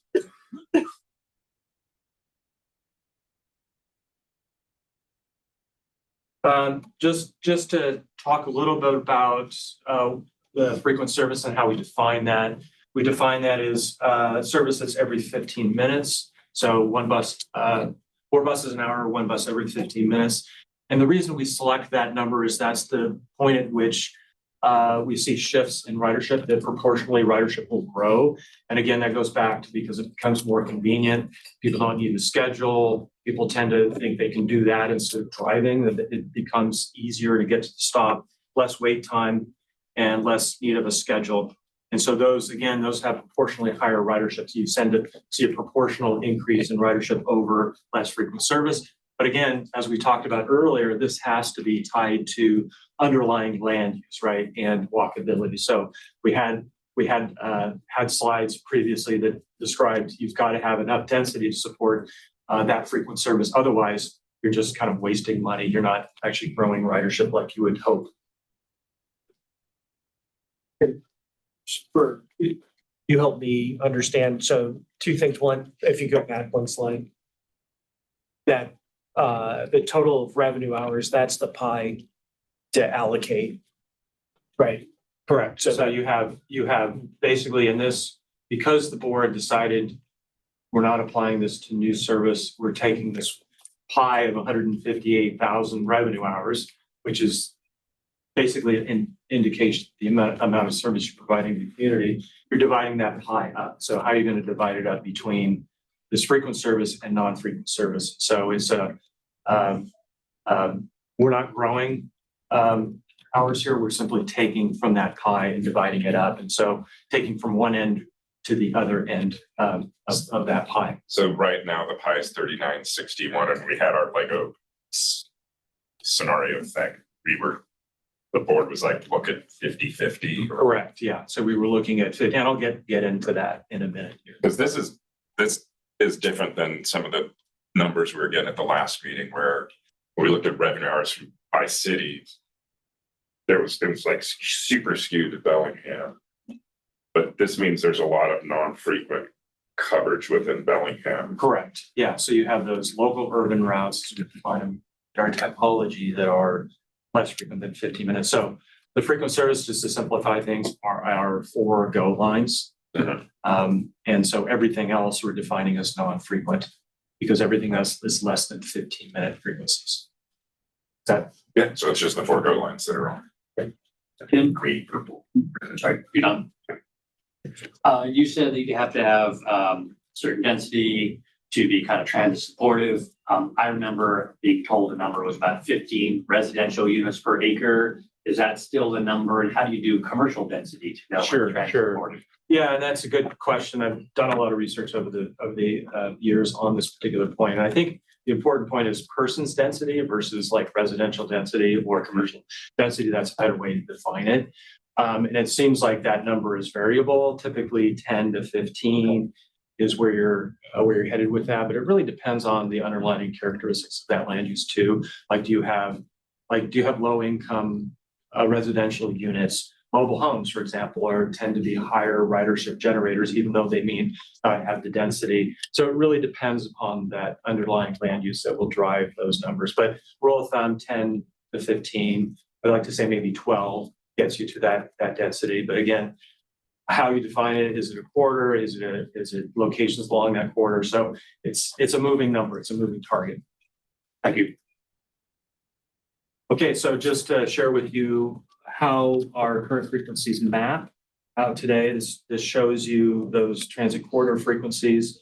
And I just wanted to zoom in a minute it's hard to read this at this scale for the entire county areas, our entire PTBA. The red areas indicate our 15-minute frequencies. Everything else is our less frequent service. And you can see the GO lines here showing up in red. and everything else is gradations of this blue color, which are variations of the less frequent service. Okay, so now I want to move on to our scenarios. This is the first scenario. We're looking at 50% maximizing ridership, 50% providing broad access. And sharing with you now, if we shifted over hours from our not frequent service or our access to frequent. So that would require us to shift over almost 18,000 revenue hours to achieve that particular balance, given that it's a zero-sum game. You're not adding any new hours here. That's 11% change. So if you were to do this without the zero-sum game, if you were to add hours, then you would need to provide 35,000 hours to balance up to 50%. So that new hours, if you decided, you had the revenues to support it, it would require 35,000 hours to achieve that 50-50 ratio. So to model out the scenario one, we came up with a list of just example additions and subtractions. The way to look at this is, again, just examples. There are several different ways to achieve that balance, but we wanted to be able to model it out using maps and outcomes. And so this is kind of a list of things that we looked at adding on the left hand and reductions on the right hand. So you have a variety of reductions from eliminating service from certain areas or reducing service. The decision had. What does maintaining plumb line mean as an addition? So yeah, that's a little bit confusing because what we're doing here is because we're removing some service from the east part of Bellingham, we have to, and part of that constitutes the plumb goal line. The plumb goal line is made up of 4 different routes. Removing a couple routes from the plumb line, in this scenario, we have to backfill in hours to make the plumb line a 15-minute service, if that makes sense. So you're removing 2 lines. We have to add in that equivalent amount of service to make the plumb line continue to be a go line in this scenario. Is that? I think so. A little bit. So I wanted to share with you kind of a comparison map using the split screen. This is again, looking at our existing map of frequencies. Again, red colors and darker red indicate that 15-minute or better frequency, and the blue, anything less than that. And so if I swipe this over, you can see how the lines change. Hard to read at this scale, but you get some darker red areas in Bellingham. The dashed lines indicate areas that we've removed service. So I'm going to zoom in here a minute because a lot of those changes are going to happen in Bellingham. A few in the outlying county areas where some of these areas go from like a dark blue color to less frequent service, a lighter blue color. Zoom in here, you can see existing service and you can see where we've modeled out increase in service on the green and gold line, that darker red color to get to 10-minute frequency. And then the dashed lines are areas of service that we've removed from a system in order to create that balance of 50-50 service. If you are making the assumption that, whether it's true or not, that if you reduce from the frequency, you make it from 15 to 10 minutes, you will get more riders. Yeah, that's the assumption we're making here is that, and again, if the city were to continue its support for the transit corridors and increasing that density, increasing the number of people that can access and the walkability, then it could support 10 minutes service. So that window of time is like 5 years or something. Like when you change it immediately, you're not leaving people at home, or we didn't pick you up because too bad you didn't get there, right? That you get there more often means you will get more people, right? That's you're waiting for population to increase in those areas to do that. Yeah, okay, that's why. Yeah, and we do believe that there's a possibility of increasing ridership today because of that. We do not have schedules. Okay. So we've focused on this, the 2 quarters today where we think it could support better than 15-minute service. But ultimately, you know, with increased density, it's gonna help that ridership. Did you want to add something to that? It got cleared up. Yes, just that the existing people it will be more attractive. to Kim, can I just ask you, what is the eliminated in the upper left hand? So in this particular model, again, these are just examples, so I don't want to get too attached to where we've eliminated service because we've had to balance that out somehow. Right. But in this case, it's that extra loop around Ferndale. So we've kind of focused on areas where we've thought less ridership, less productive ridership, without getting too extreme about some of the rural service that we feel like it's really limited service today. We would hate to cut back too much. Especially if we have other areas that maybe are less productive that have some kind of service today, in some cases. Can you go back to Bellingham and then swipe and slide back and forth? Yep, one or two more times slowly.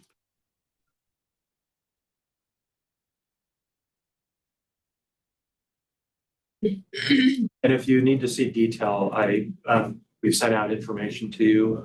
We can also provide that additional detail. In terms of the increased service, am I looking, so you're looking at a darker red. Turned to dark red. Did any other line, did purple turn to red or did black turn to purple? I would say what we've also done, if you look down at Samish Way, we've added red to Samish Way to support the Samish Urban Village. Okay, so That's been the other. That was a black or purple turn to. That was a blue, like a dark blue, like a 30-minute service. That turns to a 15-minute service. Okay, thank you. How's that loop up there toward dot? That's Route 29. And the one around Furnace, in the future, that's where our growth plans are sending everything, but that's far in the future. Okay. Ferndale and Okay, I'll stop. Tim. That's Samish Way, 15-minute service increase runs essentially between Billy Mack and downtown. Kind of Correct. So yeah, downtown to where you have the current blue line, just building down. Okay, so again, as part of the modeling process, we wanted to share with you how the access changes to our service. So we've modeled two different aspects of access to service. One is, and this indicates how many people are within a quarter mile of the service. So comparing the current service, we've increased the access to frequent service by 5% under the 50-50 allocation for all people. And then focusing in on just low income people, part of our priority populations, that also increases by 5% in the 50-50 scenario. And then this is how the access to coverage, everything else, not including frequent service changes, the 50-50 service allocation decreases access by 18% for all people and then 13% for low income people under this particular scenario. So those areas removed, then you have less access. So it's pretty self-explanatory, I think. Go back to the last one for just a second. These are potential people.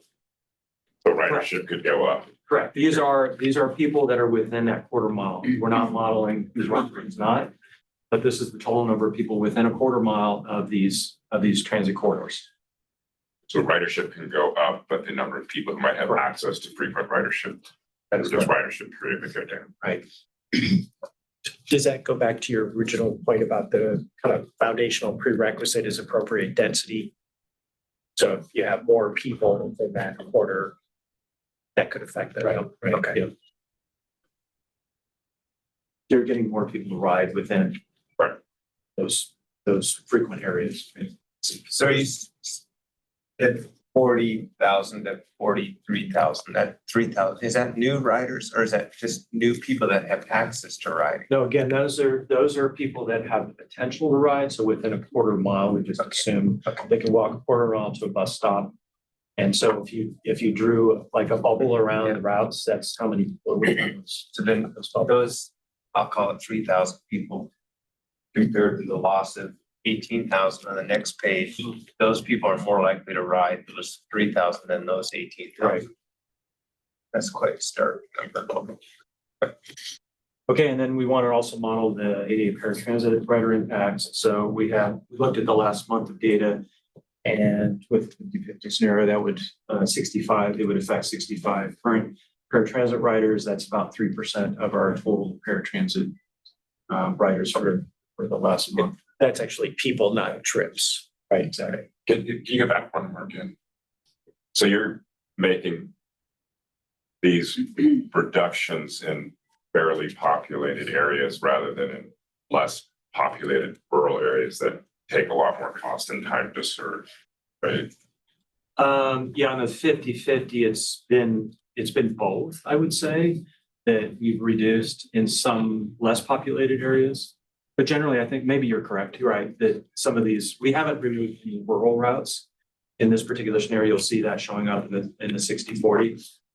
Most of these are outlying areas in Bellingham. Again, you showed Ferndale. There are a few outlying areas in Ferndale as well that are removed under this scenario.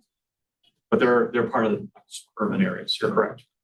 So instead of classifying it as a reduction in rural, it's more a reduction in suburban. Correct. Which wasn't the game we were playing with the bikers. Well, you'll see that in 60/40. Yeah, and again, there's a variety of ways to get at this. It could have been that we removed a rural route that could have been part of the scenario. But the modeling probably is not going to change it significantly. And then finally, I wanted to back one slide. Go ahead. You had a question? Okay, go ahead. That those 65 people, how many of them could be serviced by the 1 day a week that we go outside that service area? All of them could be, because all of them would be part of some zone or other.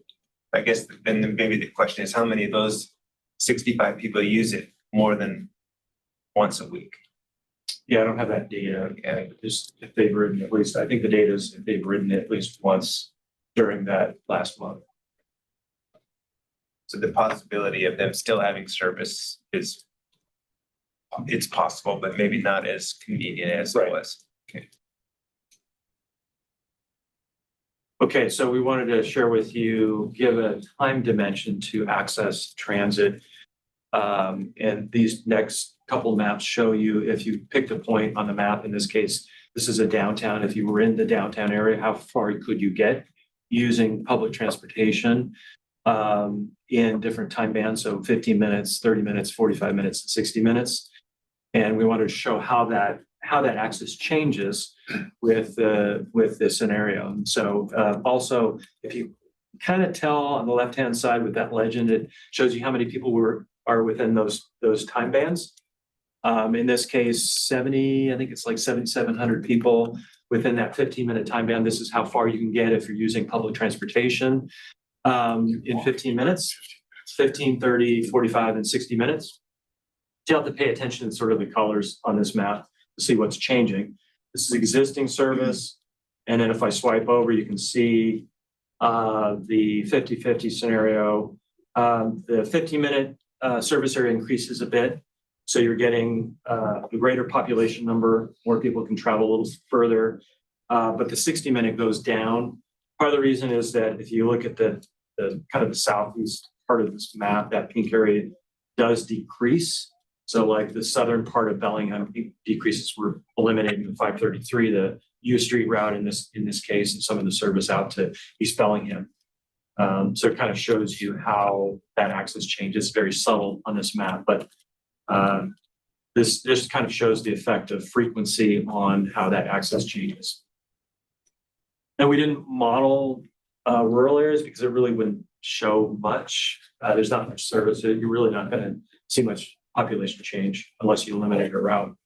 So this is why we're focused on Bellingham in this particular map. And then just to compare that with if somebody is in the Barclay urban village, their access is about 3,400 people within this 15-minute access area. And then if we swipe over, we can see the access grows a little bit, kind of almost doubles with this particular scenario. Any questions about that map before I move on? Okay, so that's the scenario one. Now I'm gonna move along to the scenario two, which is the 60% maximize ridership, 40% broad access scenario. Okay, again, looking at the service levels. So I guess I would say under this particular scenario, it's a big reach to be able to shift over the number of hours to the frequent service. So we've shifted over here about 34,000 hours, which represents about 20% of our overall service. That's a big number. Some examples, we've had to dig deep to come up with additions and reductions. Part of the reason I say that is because we're not sure that much of the Bellingham community is poised yet to be able to accommodate more frequent service. We could put out more frequent service, but we're not sure the underlying land uses in some cases are going to support that level of increase. For example, we've modeled James Street as having 15-minute service. We're not sure James Street is set up to be able to accommodate that amount of service and provide that amount of ridership. So we've had to reach, there's a Ferndale Express route we've put into the mix just to kind of model that. And then we've had to reduce many areas, as you'll see from our frequency mapping. And again, those are just examples. So there's a number of different ways you could skin that cat.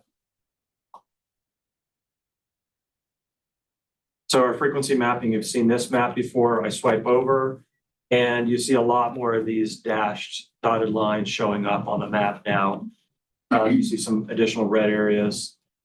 I'm going to zoom in a little bit on Bellingham. We've kind of there's a lot of areas in Bellingham that we've removed service by the dashed lines. Some of the red lines have increased. We've added a frequent Cordata service in this case. Not sure that can support 15 minutes at this point. And then the dotted lines indicate removal of service from the East Bellingham area, South Bellingham and the U Street, a route up to the airport in the Alderwood neighborhood, some service to the hospital. There's rural service we've removed or reduced.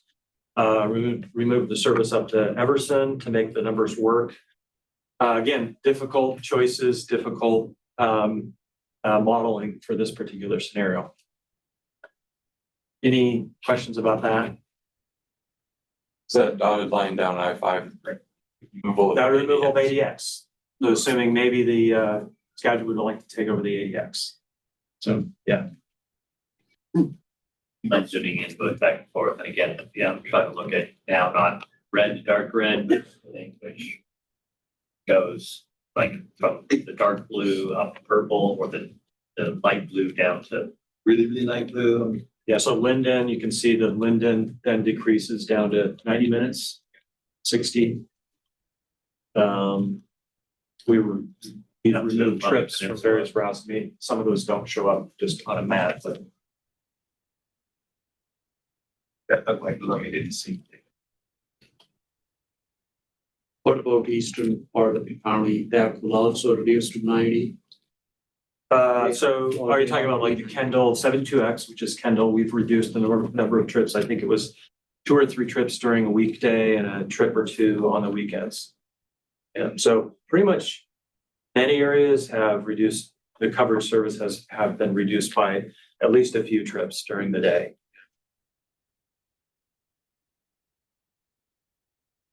Okay, so how does access change? Again, we've added more frequent service. So this is the number of people that can access frequent service. It increases by 19% under the 60/40. And number of low income people increases by about the same 20% under this scenario.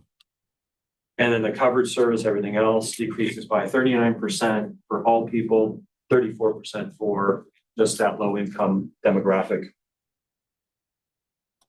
Just one note on that, Tim, on the other slide, the increase is only of 5%. However, it's also the existing people who have greater opportunity to ride, right? Or actually, could you go back one slide? I'm just noting that while this 20% number is so much higher in terms of the number of people who have access. Some of them live in places where you wouldn't expect to see that great of a ridership increase, is what you're telling Yeah, us. this too, is right? just simply the number of people that are within a distance, so not the number of people who are actually That going we to would ride. expect to ride, yes. Do we have ballpark numbers about, under either scenario, how many more riders we would have? Because it seems the assumption is it's all these aside, we're gonna increase ridership, but by how much? Yeah, and that's a difficult process. In the past, we've tried to model ridership, but it's really difficult because there are a lot of behaviors that are at play. Again, we have that underlying land use question. You know, are we serving areas that can support that higher frequency? I think the modeling is still pretty crude in the transit world. You can model, there are models out there, but they tend to be pretty inaccurate because of different factors. There might be larger global factors, price of gasoline, you know, parking restrictions, parking like, you know, with Western, you know, it's easier to take a bus than it is to park, but that's not true anywhere else, right? So there are different factors like that that are hard to model, hard to come up with a number. But we do know that in general, if you have that underlying land use, you can see the trend increasing in terms of people who choose to ride the bus. Well, I was just gonna say, I mean, if you look at our gold line and our green line, you know, the frequency. And I guess this might be a good chance to share this particular graph with you, which shows that how frequency could change those behaviors, the probability of taking transit. This is based on some research that was done.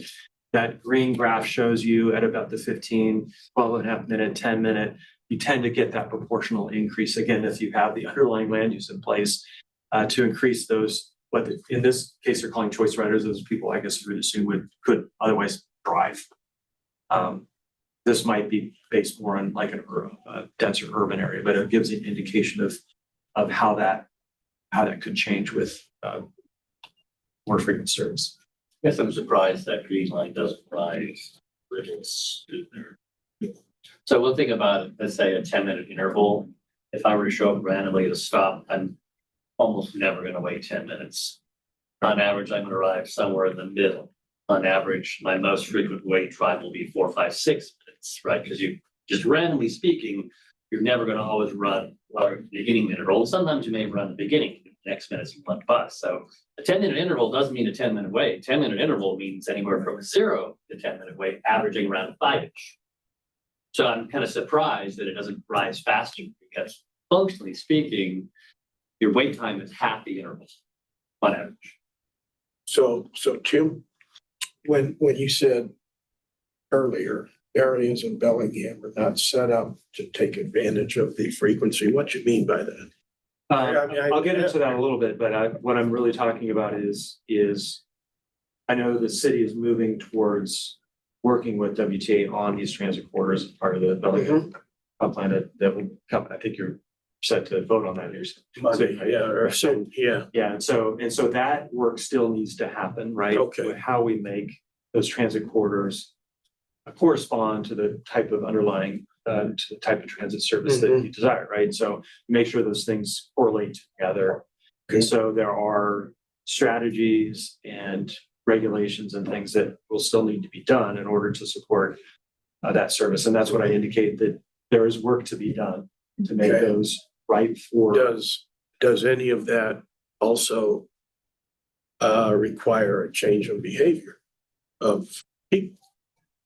Yes. It requires them to, I think in our case, especially in Bellingham, where people may not be as used to having to ride the bus. Yes, that this is an option, especially as streets get more congested and people get upset about having to wait in traffic. That's the factor too, that you might be used to. That behavior might be established in a big city like Seattle, right? But you're going to take the bus. Right? Or housing without parking.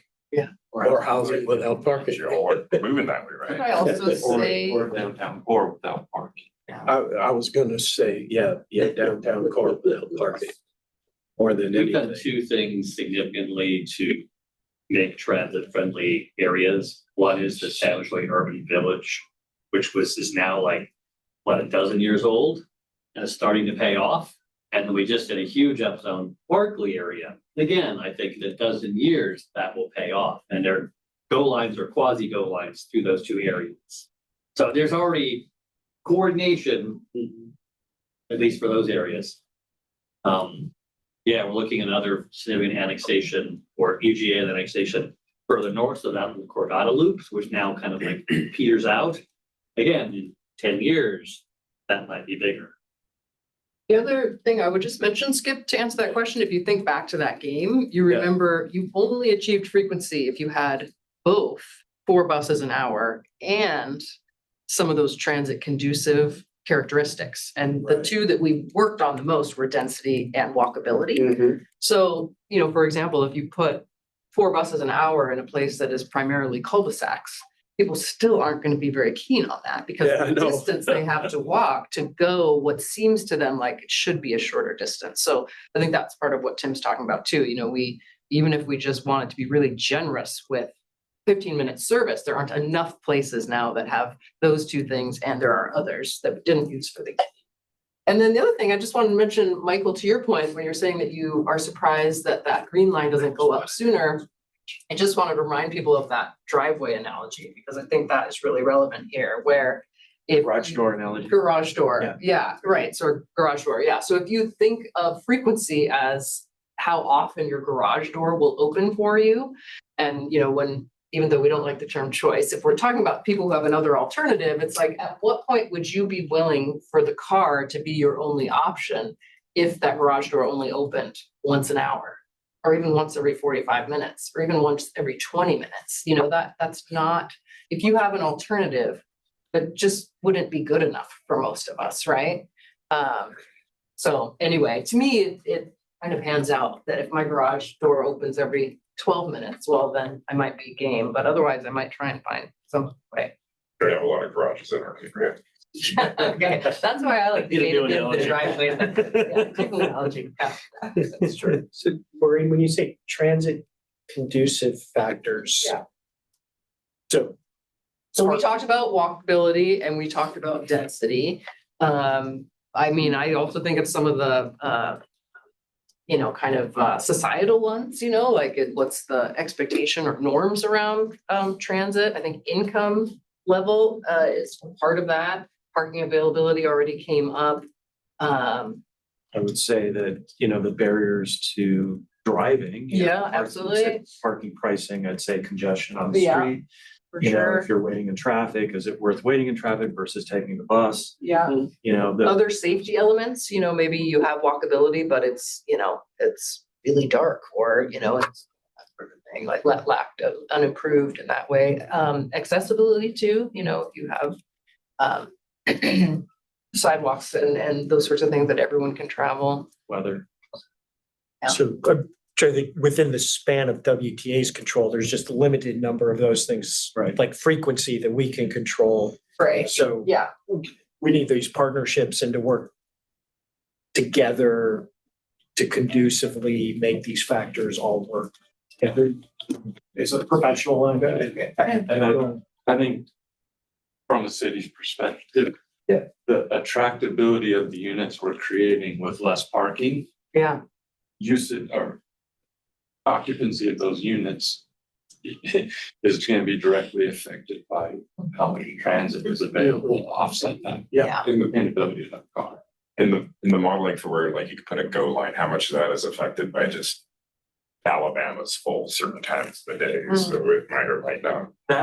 So you're talking about how much, like, are you talking about the amount of congestion on the street? Yeah, it's just a go line, or there are places you just can't put a go line because traffic. Well, the reality is that our go lines are on those most traffic streets. And that's the dilemma, right? Is that we need to provide service on those corridors that are most useful for people, and those corridors that everybody wants to go to, right? And we don't have a lot of choice on where we go in Bellingham. There's limited, like if you're going up to Cordata, like you've got a few key routes to get there, right? And so we're operating in that same environment. What we're doing with the city now is trying to figure out, can we prioritize transit where we have more frequent service and get those kind of improvements that allow us to bypass traffic in some cases, or get the signals timed in a way that allows the buses then to to get ahead of traffic and those sorts of things. So that's part of the rapid transit project to help prioritize that. Tim might be able to speak to this as well, but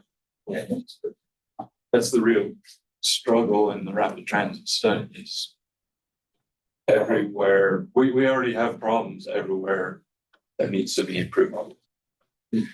All takes money.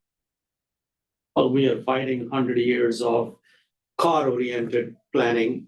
And now we're trying to reverse that. It'll take time. But that's the whole change of mind and thinking. Well, it's Just from a rural perspective, looking at, we're, like everybody else, we're working on our comp plan and expecting to grow by 3,400 people over the next 10 years at least. And anticipating that those residents are probably coming from denser areas into more our rural area, so that they will be pre-exposed to transit, reducing or eliminating transit in our rural areas is doing, I guess, then you're taking away the opportunity for those people that may be predisposed or pre-exposed to use transit from using it and forcing people into their car. Not forcing people into their cars, but I guess I just want to put that out there. I mean, we're growing as well out in the county. And it's not necessarily my son buying the house in the county. It's people coming from California. It's people coming from Bellingham, Seattle. 90% from us. Everywhere else. So just looking at that. All in migration. So, yeah. And people have less choice. They can't bike as easily or walk to these places. They're more spread out. And so the choice is limited. And so you take away one of those choices, it becomes more difficult for people like transit. Yeah, but the birth and death rate in Whatcom County is about even. It's only slightly natural growth, and people die and born that are native. And so, yeah. It's 90% out of county, I should say, not just out of state. Okay, so I'll just move along and maybe have more to say about that. Paratransit rider index then. Yeah, this is about 40.2% of paratransit riders would no longer have service. And then this map you saw earlier, but against the shift 60-40 and how the population, how the access changes within a certain time factor. It increases a little bit more than the 50-50 in this particular scenario. Kind of swipe it back and forth so you can kind of get a sense of how the axis changes. You can go back to that if you have questions. And then this is from this doesn't model future populations. We didn't have those numbers, so it's just existing population. So in Barkley, you probably see that area growing or the number of people within a particular area growing with the growth of that urban village. Okay, so now I'm going to shift to the timeline question. Staff thinks we need at least 3 years for implementation if we apply it to existing service. I think 3 years if we're doing the 50-50. If we're talking about a 60-40 split, we're going to need more time for that. There's more substantial changes.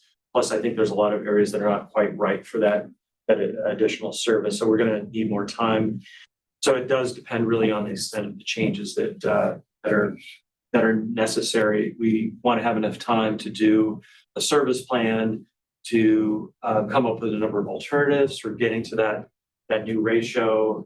We want to have a robust engagement process and share those alternatives with the community. And so I think there are different choices for how you can get to those ratios. And then, as we were talked about earlier, is the implementation of the LU plan, and that's a factor too in terms of increasing frequent service. Where should that frequent service be increased? And we need to make sure it's tied into the underlying land uses. And there might be a possibility to phase in, especially with 60-40 change, 60-40 scenarios, some of those changes. So that we may be able to get there over time. But again, we think we need at least 3 years, if not 6 years, and maybe longer for the more extensive changes. So I'm going to leave you with the question in front of you, we're requesting that you give us some direction on our service allocation policy ratio. And again, what we do is take back your direction and then we'll draft a policy. We'll put it as part of our service guidelines, and then we'll bring the updated service guidelines back to you in a month or so with that new policy. And then over time, again, we'd start working on those changes as part of an overall service plan. We'd be coming up with the recommendation to you to do some preliminary planning to start 3 to 6 years of implementation or 3 to 6 years of refining the plan. We probably need 2 years of our service planning effort. So to prepare a service planning work before we implement, we can implement within, a couple of years, depending on how extended. It could be 6 months, it could be a little longer, but we need that early planning time to develop a service plan, to come up with alternatives and the engagement process. Yeah, I don't think we should be in any hurry here, but it's like some things Michael was talking about in terms of if we were having this discussion in 5 years versus today, in terms of like knowing what happens in Barkley or knowing what happens in Cordata, North Bellingham, where we know there's going to be development. So we could be doing this planning, and then it's a different world in 10 to 12 years than it is right now, but we're planning based on right now. But I mean, I like to get a firmer sense of what a 50-50 thing would look like in terms of ridership, and because that's what I don't have here yet. Is we don't know. That's kind of wild cards what the reached ridership would be. I mean, I want to go a different route to get more ridership. Would want to know that. Was it? So this was based on the direction of trying to achieve this allocation of percentages with adjusting new service. Sorry, not adjusting current service. And at the moment, not modeling new service additions. Those aren't mutually exclusive, or are they? Because we only have one high. I mean, what I'm looking at is a 60-40 seems really painful. 50-50 seems potentially doable. I think ideally for our system to be financially sustainable, we need more high ridership because we need more high productivity. Therefore, we need more financial viability. So 60-40, I think, financially speaking, ought to be our goal. I just think we can't get to it without too much pain. But I'm wondering, is there room, again, 10, 12, 20 years with new service to get to the 60-40 split? With reallocation, maybe 50-50 is as much as we can do. So can I just clarify, make sure I'm understanding? So it'd be kind of a phased approach, or a phase one initial approach, we go to 50-50 as new service comes in. Ultimately, we want to get to 60-40 couple decades from now. And as new service comes in, doesn't. Ignoring human beings who ride the bus, what we want is to maximize ridership on high frequency routes in dense transit supportive communities, and that would make us financially wonderful. So from that point of view, I think we need to aim for 60-40 in the longest run. In a reallocation scenario like this, I don't think we could get there without sacrificing parts of our mission. So I'm just wondering, holding out hope that we could get to 60-40 in the much longer term, not with regard to reallocation, but with regard to having had to be a really long range strategy of where new service goes. And to Todd's point, maybe we will know that now Barkley really is taking off in 5 years or 10 years, and then we really could provide new service there. And it would fit into the maximizing ridership philosophy. I'm sorry for interrupting here. No, that's good. No, I think you could come up with a policy that attempts to do both. You could apply a 50-50 to the existing service. And then you could say any new service then would naturally apply to just more frequent service, because in order to get to that ratio, you need to start. That's where you would need to invest. Without taking away from the existing service and coverage areas. You could do that, but again, it relies on just having money to provide to that new service, right? And then just knowing that you're going to focus just on frequent service, that you're not going to attempt to do anything with your coverage service. That doesn't increase over time. So that would be the outcome, I think, that you're talking about. And it would take a long time to get there with the 60-40, because we're talking about, I think I mentioned 35,000 hours. So 17,000 would happen through the existing, and then you're up to another 18,000, 20,000 hours to get to that balance. I think that's the number. Tim, I have a different thought or question. Are we trying to, or have you done analysis?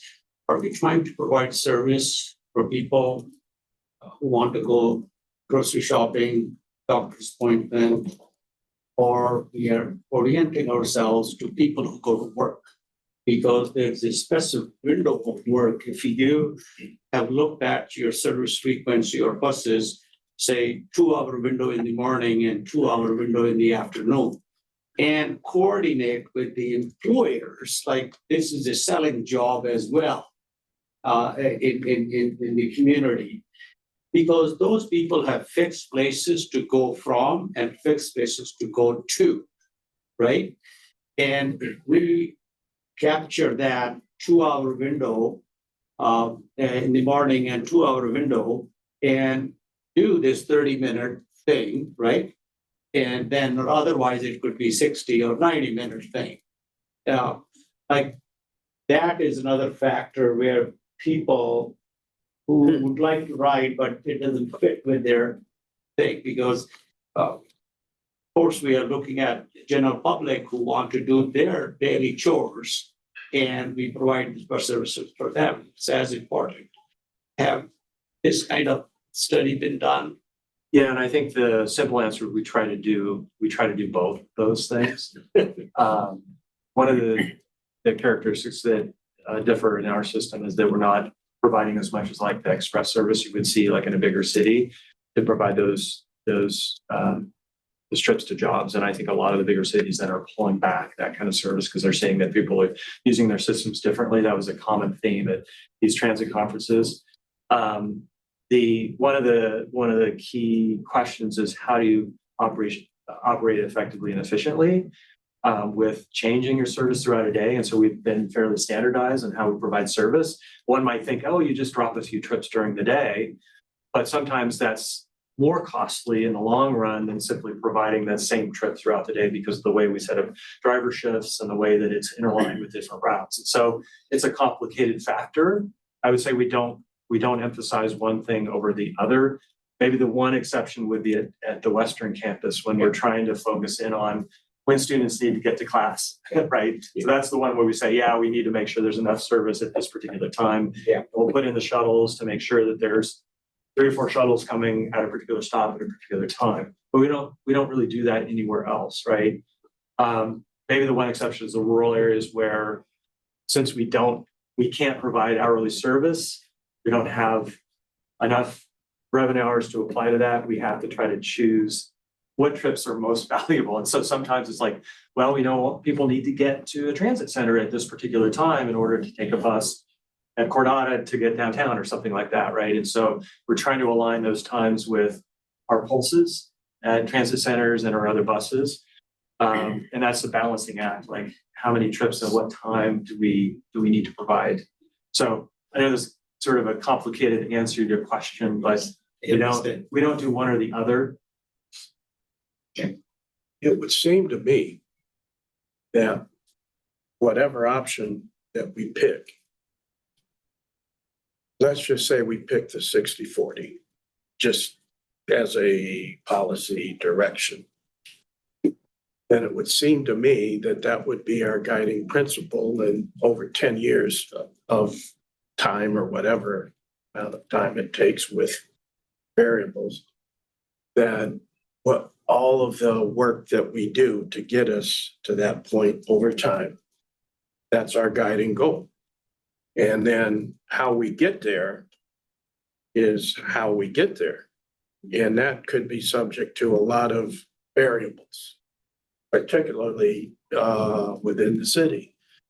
But if we've got an overall direction of saying at this point in time, we are projecting that we're going to get to 60-40, then everything we do helps us get to that 60-40. Is that kind of where we're going with this? Yeah. I mean, just using that as an example. Right. Yeah, and I think that's great. I'd say the other factor then that we need guidance on is more detail about how you want staff to get to that point, like timeline. and then how it applies, right? And so you could have a 60-40 split goal, right? But how we get there, I think it is important as well, right? And so is that something you want to try to do in the next 10 years? Or is that something that's a goal for 20 years? Or could it be that phased approach that ultimately that's where we want to go? It's undefined when, but for initially for the reallocation of service, we're going to go phase 1 to 50. And then we'll assess from there. So I'm trying to think from a staff implementation perspective. You could say, I want a 50-50 with existing service, and we'll get there within 6 years. And then you could say 60-40, that's our ultimate goal, but we're not going to define how we get there exactly. You could do that. Or maybe how we get there is defined by the circumstances at the time. Yeah, that makes sense. So, I mean, just as an example, because I know from a board member's point of view, at least right now, I can't get into the mud about that. That's your job. But I can say, okay, this is our goal. And then in some broad area, we can determine how we're going to get there. But the nitty gritty's got to be, how are we going to get there? What are the circumstances about the areas that we're talking about as we go down that path? That makes sense to me. And then be able to say, well, we didn't foresee this happening here. So we have to pivot or do what make some adjustments to get to that goal. Or maybe at some point we change the goal based on how things develop down the road. I think from a staff perspective, Well, I guess we need the numbers of what the increased ridership could potentially be. I mean, especially knowing that a big chunk of our ridership is WWU. Right? And we probably won't get a whole bunch more out of them by just doing these service changes. And then I guess I want to point out, because I'm in the county, there's 110,000 people in Bellingham, 240,000 people in the county. That's 45%. If what we're doing now is 40-60, all right, the county's getting more service for their dollar, probably. You figure everybody spends the same kind of money. But you go to 50-50 or 60-40, and the county is now subsidizing Bellingham. And as a county resident, I'll say again. And so 60% of the revenue comes from Bellingham. The sales tax, but let's just assume every citizen spends an equal amount of dollars. So then the sales tax, that Bellingham gets more sales tax, true, because county people are coming here to buy stuff, because we don't have a choice in the county. So we're subsidizing, and Bellingham is not giving money to Everson or Sumas of that extra sales tax money, even though the people are spending it. So I guess that's another equity lens I want to look at, is that the county doesn't lose service for what in essence they're paying. most of the 50-50 scenario is Bellingham losing service. Yeah, there was some reduction in service. We get less buses at Everson Exact Service. So I'm open to looking at the 50-50, and I would like to do an incremental step, 45 and 55, as you move there, probably in a 5-6 year range, because then you can see what your changes are doing to riderships, as opposed to targeting 60-40. And I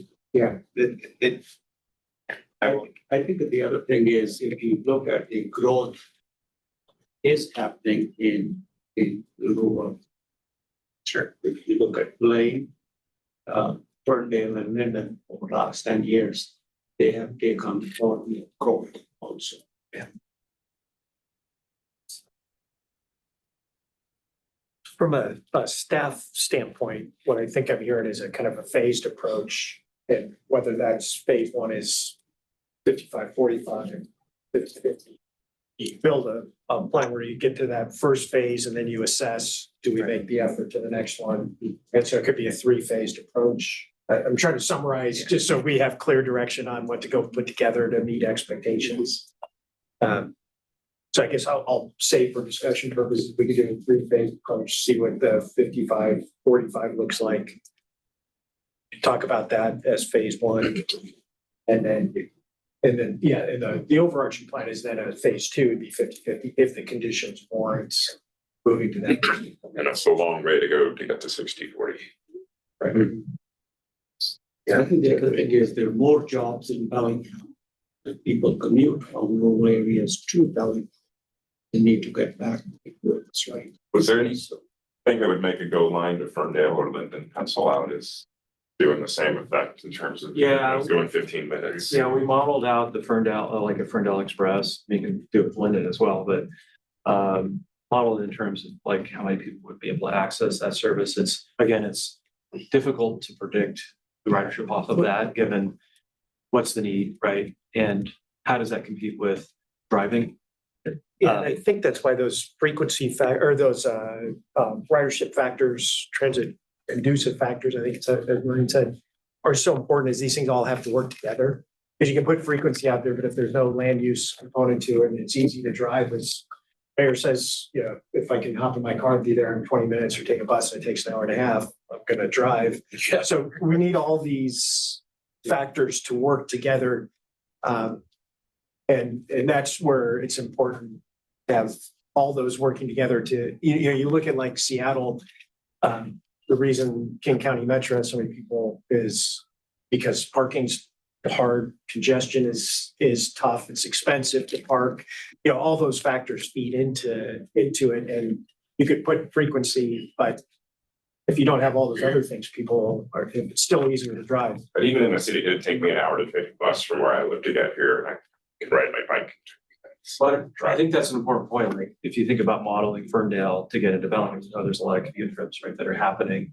So our challenge is, okay, you put a bus in downtown Ferndale, you still have to get people to that stop, right? And so your challenge isn't just simply, hey, we put a bus in every 15 minutes. Your challenge is, how do people get to the stop? How do they get to where they need to get? Maybe if they're in Bellingham, it's a little bit easier because there's not service, right, to get around, but there may also be a transfer depending on where you're going. So those are challenges that go beyond just like throwing out service onto a corridor. The access becomes critically important. They may, only a certain number of people could walk to a downtown location in Ferndale. There's only a certain number of people that can walk within 10 minutes. So how do you get the rest of the people to that in order to support that 15-minute service? So it's complicated. That's what we've been trying to look at is, okay, what are the factors that we can influence as WTA? We can't make people ride, but these easily accessible ways of doing it to reduce the barriers. So that's kind of the thought process about Linden Station, repurposing that, about one of the big aspects of public market. The transit access fund, put in sidewalks and lighted stops and bike racks and those things, because those are things we can control to try to make the system easier. We can't control whether somebody does that. And that's why I think the board rightly took a chance to get out ahead of putting more service into waterfront and along Holly Street and so forth, is as those develop, people have that option to hop on, and we're enabling people to ride. We just can't force them to ride. I have a suggestion that since you're asking board to give you a direction, what we like, why don't we say that between 40 and 50, why don't you guys look at from your perspective that, 47 works good or 44 works good, because you will dive really into the numbers and things that will make more sense to you. Right. And we're going to just infer from what you present to us, right? Yeah. So we rather have you look at, because we've given you a range now, within that, your reasons and things, and say, okay, this makes more sense. So what I'm hearing is the board, seems to be agreement, board wants to begin shifting that. We don't know the exact number, but shifting that more toward frequent service, maximizing ridership. And we can certainly do that as part of like our service planning. We can come up with, here are a list of things that could change to get a higher number. Yeah. Right? We don't necessarily have a change. target. It's harder without a target, right? Yeah, I wouldn't say could change. I would say, in order to get to this number, here's the changes that have to happen, right? I was simply alluding to the fact the board has to approve. Yeah, correct. Correct. But it's more from to get to whatever goal that number is. Yeah. These are the things we have to put in place to support that. Just like Les said, we have to do this infrastructure work. We have to do this. And over time, if we go down that path, the way I see it is over time, we do these things in order to change people's behavior about riding versus driving. But it ain't gonna happen just because the way I see it, it ain't gonna happen overnight. But it's more like, how do we gradually make it so that it's more attainable for people like me to say, I'm gonna go catch the bus.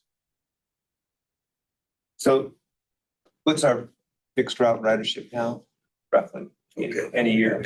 In a year, I think we're at about 3.8 million a year. So if it's 4 million, if, I guess I want to put a target on what is success. Yeah. Is 10% growth success? Is that unbelievable success, or is that success that's attainable? Right.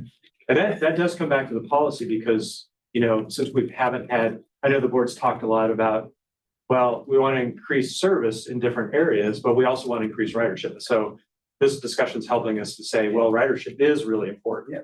Therefore, we can begin thinking about how to grow ridership, begin thinking about, well, what is that? I don't know if there'd be a target, but it should be increasing over time, right? That's I guess I want to manage expectations on what I would love to see 10% growth, but the other side of that is 10% growth. Let's say we do go to $3 a ride, we'll probably average 2, so that's 800,000 new income.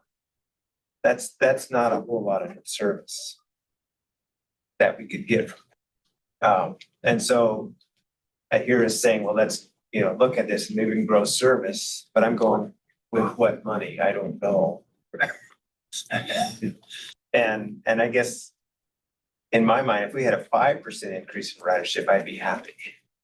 10% would be related, but those are big numbers. 400,000 people more in a year. I think that's one of the moments. I guess that was, just kind of bouncing off Scott a little bit. That was my question was, is there a projected plan for increase in service over the next 10 years? No, we do not have one. Okay. Yeah. We have the long range plan that did provide opportunity for increasing service, but again, it was based upon, so if you might recall, we had a sustainable scenario that was what we thought increasing like 2% a year, what that would look like, versus one that was less constrained, less fiscally constrained, that if we had more resources, then we could do a higher level of service. And so right now we're in a situation where we're trying not to backtrack. We're trying to keep at least what we have, right, for the next 4 or 5 years. And so we don't plan on modeling increases in service until we have some assurance that, oh yeah, it looks like the budget's turning around. We're going to have the resources to be able to do that. Because we can do a lot of work. We did as part of the long range plan, and it's sitting there. That work is sitting there, but we can't act on it until we know, hey, it looks like the revenues are going to support it. Plus the fact we just went through a significant increase this last year with service. So we did make that investment. We just don't see that having the opportunity, at least for 4 or 5 years. I can't speak for Shonda or Les on this one, but my reading is that we're going to be trying to keep what we have for a while. Okay, it's a safe assumption. Dan? Dan has a hand. Hey. Hi, everybody. So sorry, I apologize. I couldn't make it in person today. But I did just want to say something. So I've been listening, and all of this is based on theory. And I'm wondering if there's room to maybe put in a test. You know, I've heard a lot of it's, you know, at 10 minutes, we're going to get more riders. At 10 minutes, we're going to get more riders instead of our 15 minutes. So why don't we set aside, allocate some money and let's run a test for maybe a year and find a route, make it 10 minutes, and let's see what the actual results are. And then maybe from that, we can start to base, okay, we know what's going to happen instead of we theorize what's going to happen. So I don't know. That's my take on this is like, why don't we run a test for a year and find some real hard data of what actually happens when we do something? There you go. There's my take. Thanks.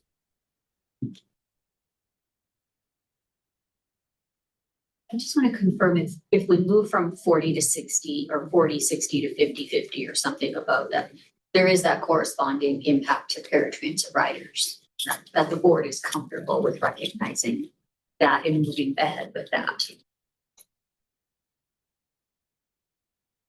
Sorry. Oh, I'm sorry, Todd, I didn't. I don't know, we're sort of spitballing about numbers and I don't know just how precise staff wants. Michael mentioned, let's go for 50-50 with the goal of 60 sometime in the distant future. I was kind of like, same thing. Other people are saying 45-50 start to get to 50. Is that enough to give you direction? It is, There's yeah. not a single voting representative from Bellingham left in the room, so I'm not going to put my vote. I think Remember that discussion we had about the board composition? It does matter. I think we're looking for a goal. I think we're looking for guidance and a goal. I think we're trying to get away, like it's the spirit of, like we talked about the service guidelines, not standards. Because these are ways to evaluate the system and we want to allow room for adjustments. So I think we're talking about a goal versus a specific standard, right? That provides directions to staff to begin doing the service planning work, putting in the numbers. And if we came and saw it 50-50, we'd rather do 49-51. I would like us to have some allowance to be able to do that, right? I think that's my sense of what the board's been saying, that some of us are like, go hard for 50-50, and others I are like, we feel don't like- know we can get there. Yeah, that 45-55, maybe 46-50, whatever, kind of gives us that room to consider what Dan's talking about too. To where we make some slight changes, make sure that, you know, one of those lines at least is up 10 minutes so we can get that information. And I mean, it's a lot less to implement too. We might be able to implement that a little bit faster than, you know, just going for it. And yeah, I was kind of having the same thought as Dan, is it would be nice to be able to see it in action before we make bigger decisions in that direction. Yeah, we just did that with Linden Hall. That was really, the investment was to find out because we thought it would make a huge difference. And it did to some. Yeah. I guess, do you all have enough? I think we do. Yeah, I think so. Yeah. Yeah, and we can look at, kind of conditions and then what that helps us decide whether we're going to make another change. Do that and we'll talk about, Dan's a good idea about getting some data. Yeah, I'd like it to be dictated by, if we're adding 10-minute services, for example, on, say the gold line, like that is a certain number of hours that gets added, right? And comes from and it's a certain amount, right? And that equates to a certain percentage on the street. That's the governing factor, right? Not that you have an artificial percentage you're trying to backfill into the service. So that's more comfortable to me to do it that way versus just setting an artificial goal. I think that reflects too that that's the difference between service and ridership. They're not necessarily the same. You put on service, but you may not get ridership, and this will allow us to test that. And it will reflect if the city again has made progress on development too, right? We can't predict that as well. And the city can't predict that. Like how much is respect to the regulations on TOD, the transit oriented development. We don't know, and it's not in place yet. So That's the other factor, right? That we need to have time to see how that gets implemented. Yeah, so I'm comfortable. I feel like we have what we need, unless there's some other thoughts for our direction. The board? Thank you. It's not an easy discussion. Yeah. All right, we're gonna be heading into closed session. At 10:54. You don't need 20 minutes? Okay. It's good. All right, So- thank you. The board will now time? meet in closed session. Closed sessions for a collective bargaining update as allowed by RCW 42.30.144B. The board will be in closed session for approximately 15 minutes until 11. Oh, we'll say 11:10 now. Since we switched over.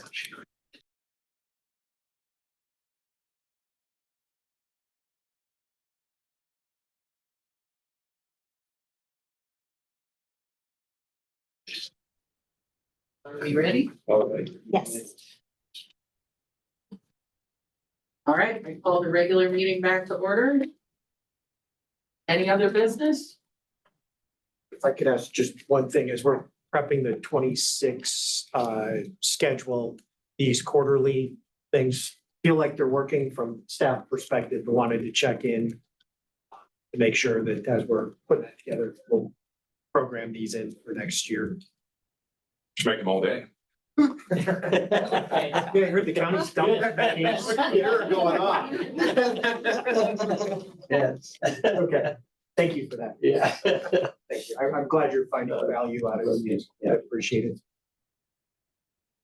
All right, we are adjourned. Thank you. Thank you.